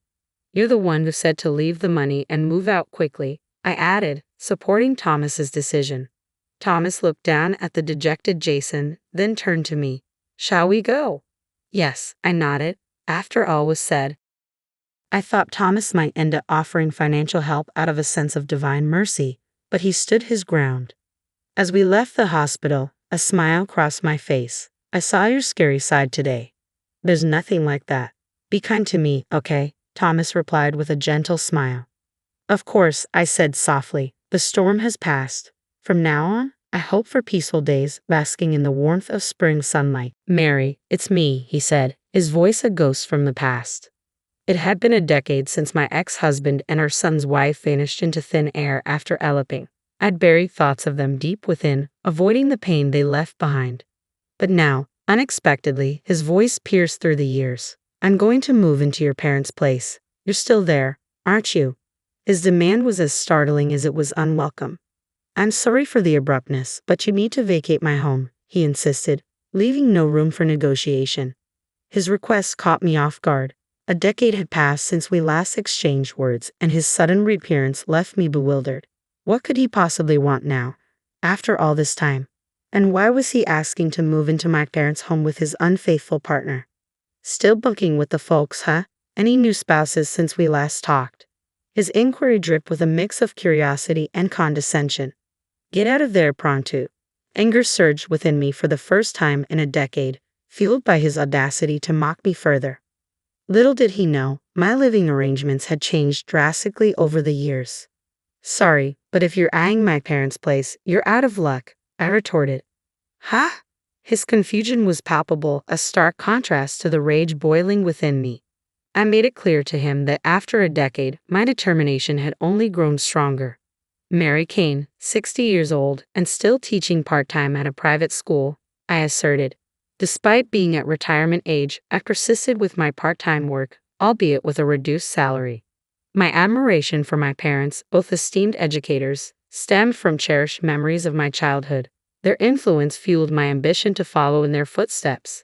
There was a time when I had a husband, Stephen, but that chapter ended in divorce a decade ago, and now, out of the blue, he resurfaced after all these years of estrangement. Stephen and I first crossed paths in college, back when I was just 21, juggling part-time teaching at a tutoring center with my studies in education. Stephen, a fresh face at the tutoring center, had recently stepped into the role of a part-time teacher. Despite his seniority in years, it fell upon me with my longer tenure to mentor him as directed by the center's director. As I guided him through the ropes, our camaraderie blossomed into a close friendship, which eventually bloomed into something more. 3 years of courtship later, we exchanged vows and welcomed our son Michael into the world. With graduation came a full-time teaching position for me, prompting my departure from the tutoring center. Our journey together as a family was just unfolding, filled with promises of a bright future. 25 years flew by, witnessing Michael find love in Sarah, who he'd met during his studies at a design school in New York. We rejoiced in their union, hopeful for the happiness they would build together as a couple. Then, unexpectedly, Michael returned home, burdened with something he needed to share.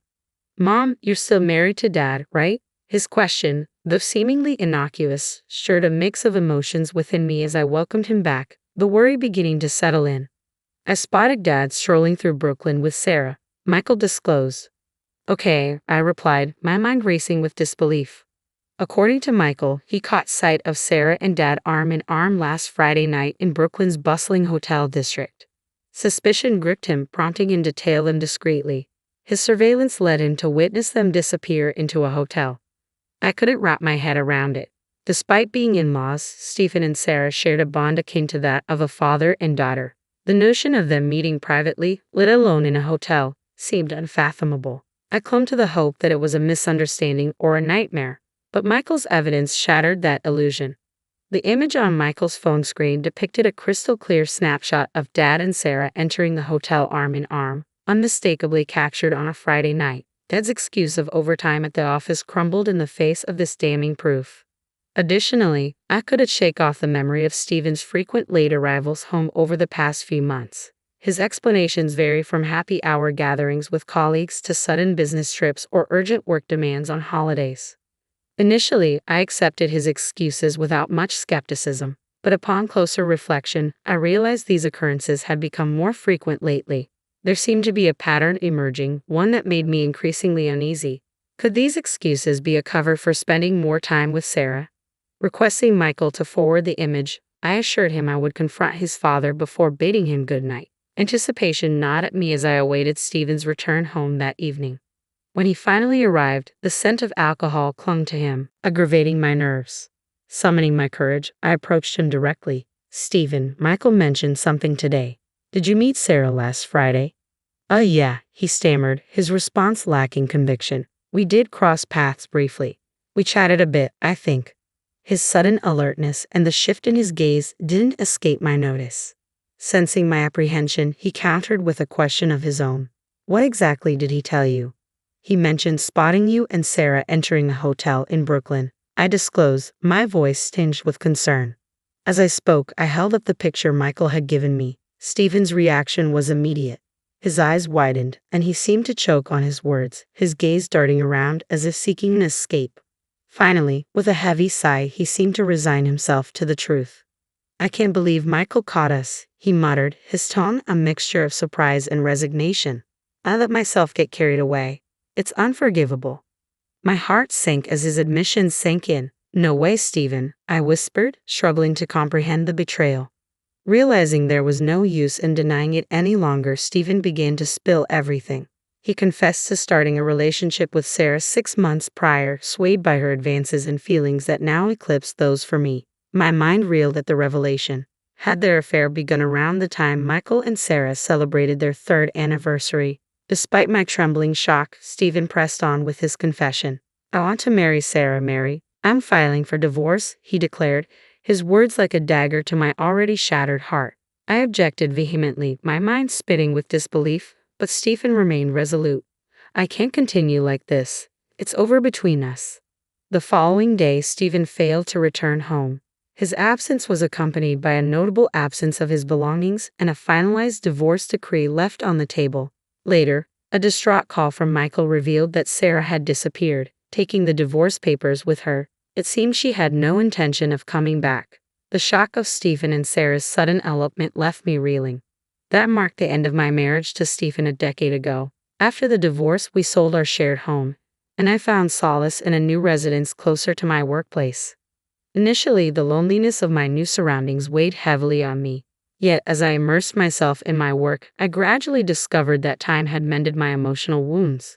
Teaching proved to be a powerful balm for my emotional wounds, a fact I only realized with hindsight.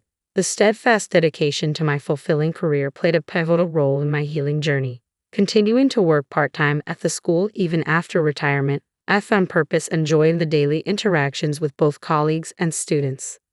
With each passing day, the weight of Stephen and Sarah's betrayal diminished, replaced by the gratification of nurturing young minds. 10 years on, thoughts of Stephen faded into the background of my life.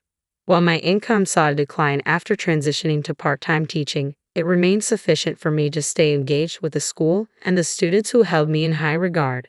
Their affection and admiration filled a void akin to that of a parent. Additionally, I found solace in Michael's resilience, witnessing him throw himself into his work with renewed vigor, having overcome the initial shock of his father's and wife's betrayal.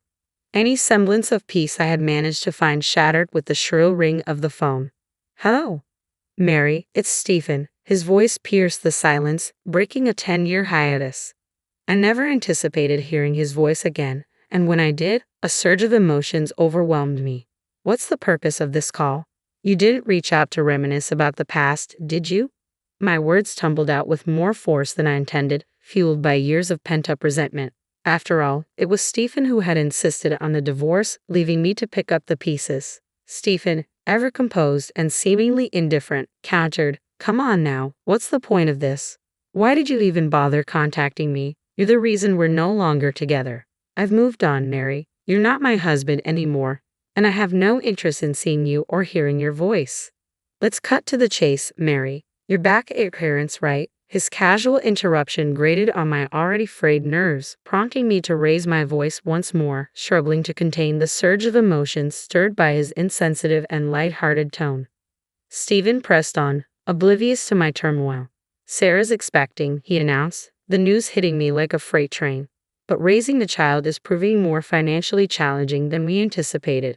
Making ends meet has become increasingly difficult." According to his account, despite the significant age gap of 30 years, he and Sarah had shared a passionate bond. However, the dynamics shifted when Sarah fell pregnant last year, upending their lives. Both Stephen and Sarah had quit their jobs ahead of the due date, only to find themselves struggling to secure new employment. Forced to scrape by with part-time work, they faced mounting financial strain. With Sarah unable to work following the birth, their precarious financial situation loomed large. I reached out to Michael and my parents for help, but they all refused. Stephen chuckled over the phone, his words carrying the bitter edge. "Stubborn lot, aren't they?" His laughter echoed in my mind, conjuring images of Stephen's stern father, determined mother, and sullen younger brother, faces I hadn't seen since their wedding 13 years ago. His family, a portrait of strictness, resolve, and seriousness, had cut ties with me after the divorce. Yet, despite our estrangement, I never imagined Stephen as the type to tolerate infidelity or betrayal within his own family. "So, what? You expect me to stay in our old house?" I said yes, but first prioritize your relationship with your wife. Your eldest daughter and first grandchild should take precedence over a mere teacher. Leave now. His abusive tone ignited a fierce anger within me. Had my memories of Stephen over the past decade been too idealized? I hadn't anticipated this callousness from him. Then a realization dawned on me. In a subdued voice, I uttered, "I'm sorry, But if you're referring to my parents' house, it's no longer ours. What do you mean? Stephen's confusion mirrored my own until I clarified. Both my parents passed away. Dad 3 years ago, Mom just last year. Their house became too much for me to manage alone, so I sold it. I don't have a house to offer you, Stephen. Ha. I won't disclose my current address, and even if I did, you're not welcome here. Don't ever show up. Stephen's voice boomed with authority. What about my inheritance? When your parents pass, should the family home and money come to me? I frowned, angered by Stephen's cold calculations regarding my parents' demise. It was evident he had his eyes set on not only my funds but also my parents' estate. Despite his mention of familial ties, it was too late for any semblance of trust. I had already received my rightful share from my parents' estate, including their house. My parents had made it clear they wouldn't leave a single cent to a man who shamelessly eloped with their daughter-in-law a decade ago. On the day of our divorce, they were incensed upon learning of Stephen and Sarah's betrayal from Michael and me. Their fury was justified. They had treated Stephen like their own son, only to be repaid with the gravest betrayal. Before their passing, my parents took proactive steps to secure their estate, drafting a will to ensure everything, including our family home, would pass on to me in the event of Sarah's return. 7 years after my father's demise, my mother followed, leaving me the sole inheritor of our family's estate. While reluctant to part with the cherished memories embedded in our home, I honored my parents' wishes and decided to sell it. They hoped it would shelter someone more deserving than Stephen and Sarah. Stephen's reaction was explosive upon learning of this decision. Don't play dumb. You can't. This is absurd. They wouldn't approve. The inheritance was legally passed down to me, I countered firmly. And their forgiveness isn't something I seek, especially not from Stephen and Sarah, who've done nothing but cause turmoil. Stephen, who had idled away his days, had no business meddling in my affairs. As I gazed at my disconnected phone, I realized Stephen's true colors. Someone who would abandon others for his own gain, then lash out when denied. It was a revelation that my ex-husband, with whom I'd shared years of my life, could be so immature. As contempt simmered in my heart, another call came through, this time from Sarah. You didn't bother to inform me about my own in-laws passing, she accused, her voice dripping with accusation. But her words failed to move me. If Sarah had truly been shocked by my parents' deaths, she would have expressed condolences or a desire to pay her respects. Instead, she immediately steered the conversation towards inheritance, legacy, and money, revealing her true priorities. Neither Sarah nor Stephen deserved a place before my parents' altar. With that thought in mind, I cut Sarah off before she could finish speaking. Later, I received a call from Michael. Mom, did Dad and Sarah show up at your place? He inquired. No, they didn't, but they called, asking about the house and their inheritance, I replied. Michael's voice carried a hint of resignation. I see. I thought they might reach out, especially after they visited me the other day. Michael, are you okay? Did they cause any trouble? I asked, concerned. I'm fine, Mom, really. They just made a scene at my door. When I threatened to call the police, they took off. But I have an idea. Michael revealed his plan to me, prompting a decision to break the cycle of toxicity between Stephen and Sarah, not just for my own sake, but to safeguard my son as he embarked on a fresh chapter. A few days after putting this plan into action, I received a frantic call from Stephen. Mary, did you have a hand in this? You're unusually quiet, he blurted out. Don't play innocent. What's going on? I demanded. They're on their way to our place, Stephen disclosed. They? Who? I pressed for clarification. Stephen explained that 7 women were en route to their apartment, his unfaithful partners. It appeared he'd been carrying on affairs with 7 other women, in addition to Sarah. Unaware of Stephen's infidelities with 7 other women, Sarah found herself caught off guard by the sudden chaos. As the women erupted in anger, Stephen's frustration grew, directed now at Sarah. The revelation of multiple affairs left me dumbfounded. I knew it was you. How did you uncover my secret? Stephen demanded. I wonder, I retorted, considering I have nothing left after my ex-husband abandoned me for another woman 10 years ago. What? Stephen's shock was palpable. Turning the conversation around, Stephen unleashed a torrent of expletives over the phone, but his outburst failed to faze me in the slightest. As Sarah's distress escalated during our conversation, she hastily packed her belongings, unleashing a heated argument with Stephen, oblivious to my presence on the line. It was a chaotic scene unfolding before my ears, reminding me of the saying, things spiral out of control. With a heavy heart, I directed my final words to my ex-husband, though they may have fallen on deaf ears. Farewell, Stephen. Never darken my doorstep or our son's life again. With that, I ended the call. Little did Stephen know, the tumult sparked by the women he had been unfaithful with was the very plan Michael had alluded to. After Stephen and Sarah's tumultuous visit to Michael's home where they were swiftly turned away, he wasted no time in enlisting the services of a professional detective agency to delve deeper into their affairs. As it turned out, Stephen's infidelity with Sarah had escalated into affairs with 7 other women, 3 of whom were married. Michael promptly relayed this information to me, along with Stephen and Sarah's current address, the very apartment uncovered by the detective agency. With this knowledge in hand, Michael and I coordinated a plan. We informed all 7 women of Stephen and Sarah's whereabouts and directed them to confront the couple simultaneously. The resulting chaos at Stephen and Sarah's apartment grew so intense that law enforcement had to intervene, dispatching police to the scene. Sarah ended her relationship with Stephen, and he found himself facing lawsuits from 3 aggrieved husbands, each demanding alimony payments exceeding 3 figures. Losing Sarah, his home, and his financial stability, Stephen now lives as a homeless individual in a park, struggling to make ends meet. A colleague spotted him seeking assistance at a soup kitchen.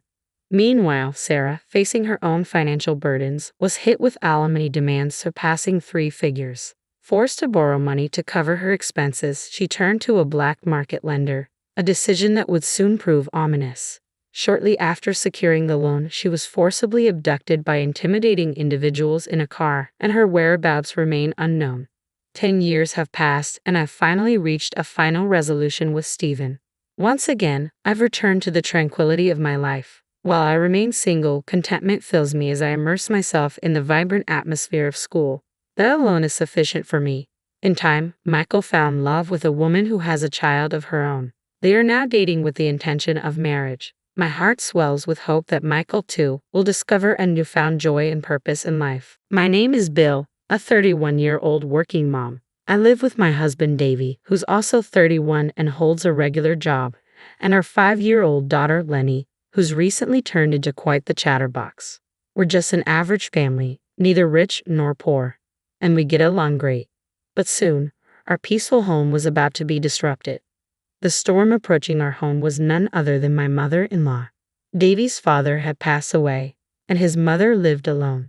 When we got married, Davy and I had decided not to live with her. It just seemed simpler that way. Davy, being her only child born later in her life, had been married to me for 5 years. His mother-in-law was now getting older, and living alone at her age could be tough and even dangerous. Davy would visit her when he could, but it seemed she was struggling. Seeing my husband trying so hard on his own, I made a decision. If Davy was doing his best, how could I not support him as his wife? So, I gathered my courage and suggested to Davy that we should all live together. He looked surprised and asked, "Are you sure?" Truthfully, I wasn't thrilled about the idea, but I felt something needed to change. Balancing housework, childcare, and my part-time job was already a challenge, and if anything happened to mother-in-law, Davy would be the one to handle it. After discussing these important matters, we began living together. On a spring day with cherry blossoms falling, mother-in-law arrived at our home with tears in her eyes. I had thought living with such a humble woman would be smooth sailing, but I was mistaken. Initially reserved, as days passed, her true colors began to show. She started to torment me. "Bill, this dish is too salty. Can you make it lighter?" When I did, she'd criticize, "Why is it so bland? Are you mocking the elderly? How rude." And that was just the beginning. "Please hand wash all my clothes. They'll get ruined in the machine. They're all expensive, you know," she demanded. When I suggested dry cleaning, she retorted, "That's wasteful. You've lived comfortably thanks to my son, so stop wasting money and start saving." Clearly, she was just trying to annoy me.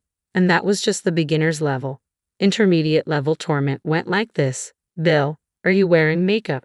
It won't help. You're too plain." She'd comment on my appearance despite spending over 2 hours on her own makeup each morning, looking like a different person without it. I respect her desire to look beautiful, but isn't her foundation a bit too pale? I think to myself. What was worse, she threw away my precious makeup set. Nonchalantly, she said, "Makeup won't help you. It's a waste of money. Live without it. I have the most thoughtful family member. You should be grateful." This relentless torment only occurred when we were alone, always waiting for moments when my husband was away and our daughter was at kindergarten. I didn't want to speak negatively about her to my husband, since she's his mother, but I wished he would listen. After much consideration, I hinted at my frustrations, but it seemed to have little effect. "I'll talk to Mom," he said, attempting to address the situation. However, mother-in-law would cry, claiming I was making things up. At one point, he even accused me of trying to deceive him. Feeling increasingly powerless, I remembered the saying, "Seeing is believing."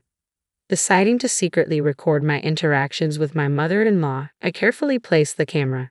As I pondered this, the torment from my mother-in-law escalated to an advanced level. We had moved in with her in spring, and as summer faded into autumn, one winter day arrived. My husband was away on a business trip, and our daughter was staying with my parents. It was snowing heavily outside. Normally, I would bike to my part-time job, but due to the weather, I walked and returned in the evening. Upon arriving home, I usually cleaned, did laundry, and prepared dinner. However, on this cold winter night with heavy snowfall, hand-washing delicate laundry wasn't ideal. Nevertheless, mother-in-law cheerfully handed me her laundry.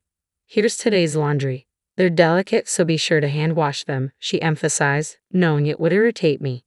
"I'll wash them with warm water," I started. "No, you can't. The colors will fade and it'll damage them." "Absolutely wash them with cold water," she insisted. Frustrated by her unreasonable demand, I snapped, "This is ridiculous. Why should I hand wash with cold water on such a cold day? If they're that precious, wash them yourself. How dare you expect me to wash with cold water on a day like this?" Mother-in-law stared at me, her face reddening with anger, but I didn't back down. "Why don't you go outside, mother-in-law? You get indoors all day and probably don't realize how cold and snowy it is."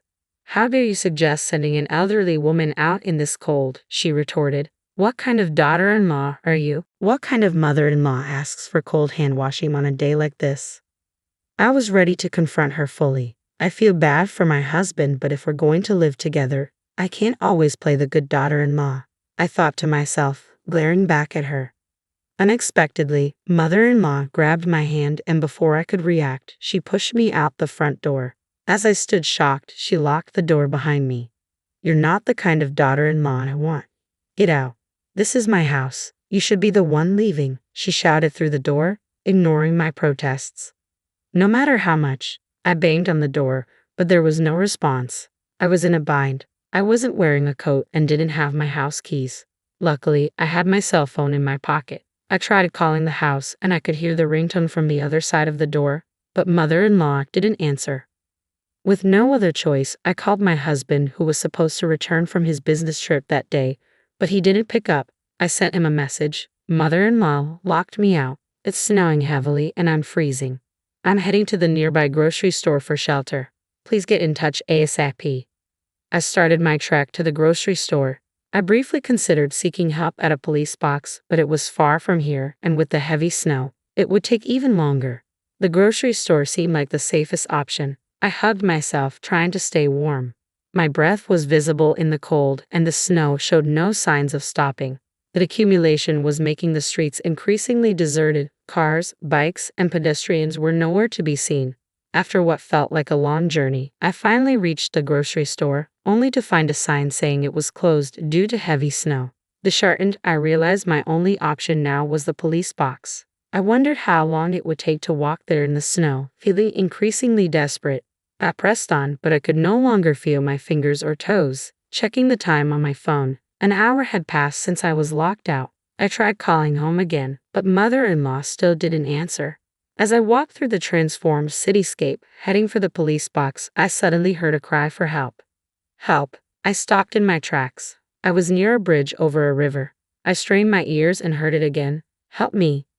Hurrying towards the sound, I looked down from the bridge. There, in the not-so-deep river, was a woman who had fallen and was calling for assistance. I rushed down the river bank to her. The icy water stung my feet, and the cold was so intense it felt painful, but I managed to reach her. "Are you okay?" "I can't move, it's so cold," she replied weakly.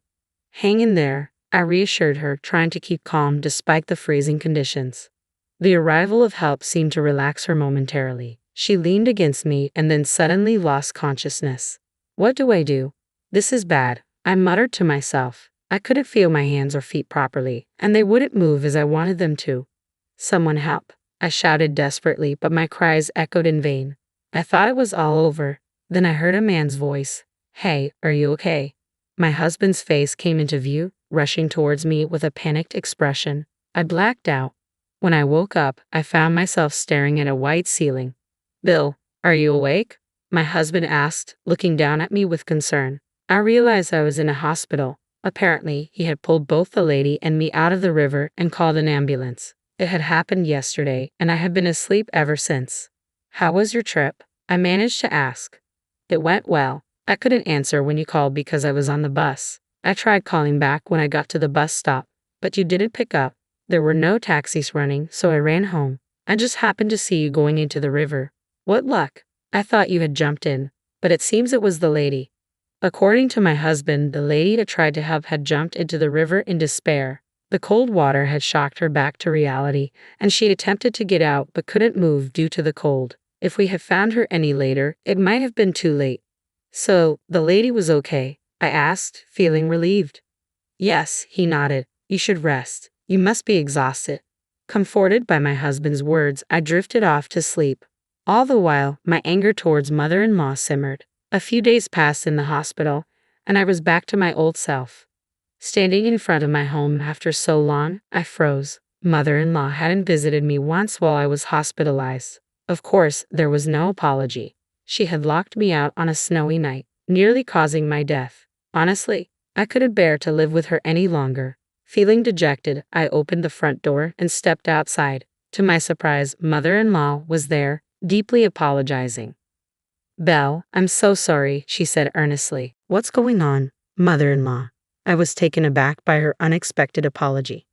I never imagined something like that would happen. I truly regret locking you out. Please forgive me, she pleaded. I was speechless. This was truly unexpected. Mother-in-law continued. I never thought I would say this, but I'm sorry. Suspicious thoughts raced through my mind. Mother-in-law, who had always been aggressive towards me, who had locked me out in the snow. Could this be genuine? What will you do if I don't forgive you? I asked, narrowing my eyes at her. Mother-in-law's hand twitched slightly. I was freezing out there, you know. If my husband hadn't come, who knows what would have happened? Anyone would know what happens if you lock someone out in a snowstorm. If you didn't, does that mean you're not normal? I added sarcastically. Mother-in-law's face turned bright red. What did you just say? You think you can take advantage when someone's being nice? Don't get too cocky. My son said he'd end our living arrangement if I didn't apologize, so I did it. Now that I've apologized, let's forget about the whole locking out incident. Now get back to your chores, she said, her tone shifting abruptly. She had taken the bait so easily. My suspicions only deepened. I smirked, seeing right through mother-in-law's facade. Her remorse was all a lie. People don't change that easily, especially not someone like her. But just as I suspected, she began her antics again. Make sure you hand wash my clothes with warm water, she insisted. Are you still on about that? I retorted, exasperated by her ongoing demands. Only cook what I like. If it's not tasty, I'll throw it away. This is hopeless, absolutely hopeless, I muttered to myself, feeling resigned. She's beyond redemption. I sighed heavily and turned around. Saying all this, my husband, who had been standing nearby out of mother-in-law's sight, spoke up. Davy, her beloved son. What about work? Mother-in-law noticed him and turned towards him. I took the day off to be with Bill, he explained calmly. But Mom, you hadn't changed at all. Davy continued firmly. No, I was just joking, mother-in-law hastily interjected, trying to backtrack. It's not funny at all, Davy said sternly. I told you to genuinely apologize to Belle and never do such things again. But I did apologize, mother-in-law insisted defensively. You were about to revert to your mean self. That was just a joke, Davy countered. That's why it's not funny. I had warned my husband to keep his distance, but mother-in-law's reaction was as expected, if not more dramatic. She desperately tried to justify herself, but I couldn't help laughing. Belle, what's so funny? Mother-in-law asked, puzzled by my reaction. On the other hand, Mom, I'm talking now. Listen to me, Davy asserted calmly. I'm sorry. Even mother-in-law couldn't ignore her beloved son's words. Tearfully she listened as he continued his lecture. Why would you be mean to Belle when she agreed to live with us out of concern for you? I might have gone a bit overboard earlier, but I've never harassed her. I commented on the food's taste, but I just wanted her to know my preferences. I had asked for my clothes to be dry cleaned, but Belle insisted it was a waste and would hand wash them instead. Mother-in-law continued to complain, adding that Belle had thrown away her cosmetics right in front of her. She seemed intent on shifting blame away from herself. Unable to tolerate her denial any longer, I pulled out my phone and played a recording. Today's laundry, it's expensive, so definitely hand wash it. Mother-in-law's voice echoed clearly through the room. She screamed and tried to grab my phone, but I dodged her and continued playing. Definitely wash it with water. You're not the kind of daughter-in-law I want. Get out. The sound of her dragging me out and slamming the door, ignoring my pleas, was all recorded. Every violent action she had taken that day was captured on my phone. I had been secretly recording our conversations for some time now, ensuring I had evidence whenever I interacted with her. Any rebuttal? My husband asked calmly, confronting his mother. Mother-in-law was left speechless, unable to defend herself. Is there anything else to say? I intervened. Yes, this is the end. You've trampled all my feelings of wanting to care for you. I want you to leave. I'm cutting ties. You can live on your own. We won't contact you again. Even if you reach out, we'll ignore it and won't meet. You sold the family home, right? You should have all that money, plus with your pension, you should be fine. We won't help. But wait, Davy. Are you abandoning me? Betraying your only family? Mother-in-law pleaded desperately. You're the one who betrayed us. My husband's voice was firm, leaving mother-in-law sitting there, speechless and defeated. The only sound in the room was the dripping of melted snow from the roof. From that moment on, things moved swiftly. While mother-in-law sat there, lifeless, my husband and I packed her belongings. Her hometown was a 2-hour train ride from our place. She had distant relatives there, but she had been estranged from them for so long that no one would probably care now. She rarely went out when she lived with us, so she likely didn't have any friends. But now, it didn't matter. Bye, Grandma. My daughter waved at mother-in-law, her cheerful gesture devoid of any sadness. Finally, mother-in-law broke down into tears as the taxi carrying her drove off, leaving behind her sobs. I felt nothing as I watched her leave. It was her own doing. With that thought in mind, I entered our home, feeling refreshed. Time passed, and rumors said mother-in-law lived alone in an apartment. We still received calls from her, so she must be alive, but we never met or spoke to her, just as we promised. She would probably live a lonely life, having destroyed the happiness she could have had. While listening to the washing machine, I served tea to an unexpected guest, an elderly woman, the very same lady I had saved on that snowy day. She had been living a lonely life filled with despair, but the cold river water that day had made her want to live a bit longer. My son offered to live with me. That's wonderful. His wife is lovely, she shared, but I didn't want to be a burden, so I decided to move nearby instead. That's nice. I've been lonely since my husband passed away. I thought life had nothing good left, but I was wrong. I replied warmly. I'm glad you realized that. As long as I'm alive, there's hope. Thank you for saving me that day, she said with a grateful smile. I smiled back at her, seeing a lady who had lived her life with determination and had now found happiness. Mother-in-law, on the other hand, had ruined her chance to live with her son and his family. There are so many ways to grow old, and everyone's path is different. Our own attitudes shape whether our later years are happy or sad. Seeing these two elderly women, I had a clearer idea of the kind of future I wanted to ensure. A happy future, protecting the peaceful days I have now. I reminded myself of the path I should take.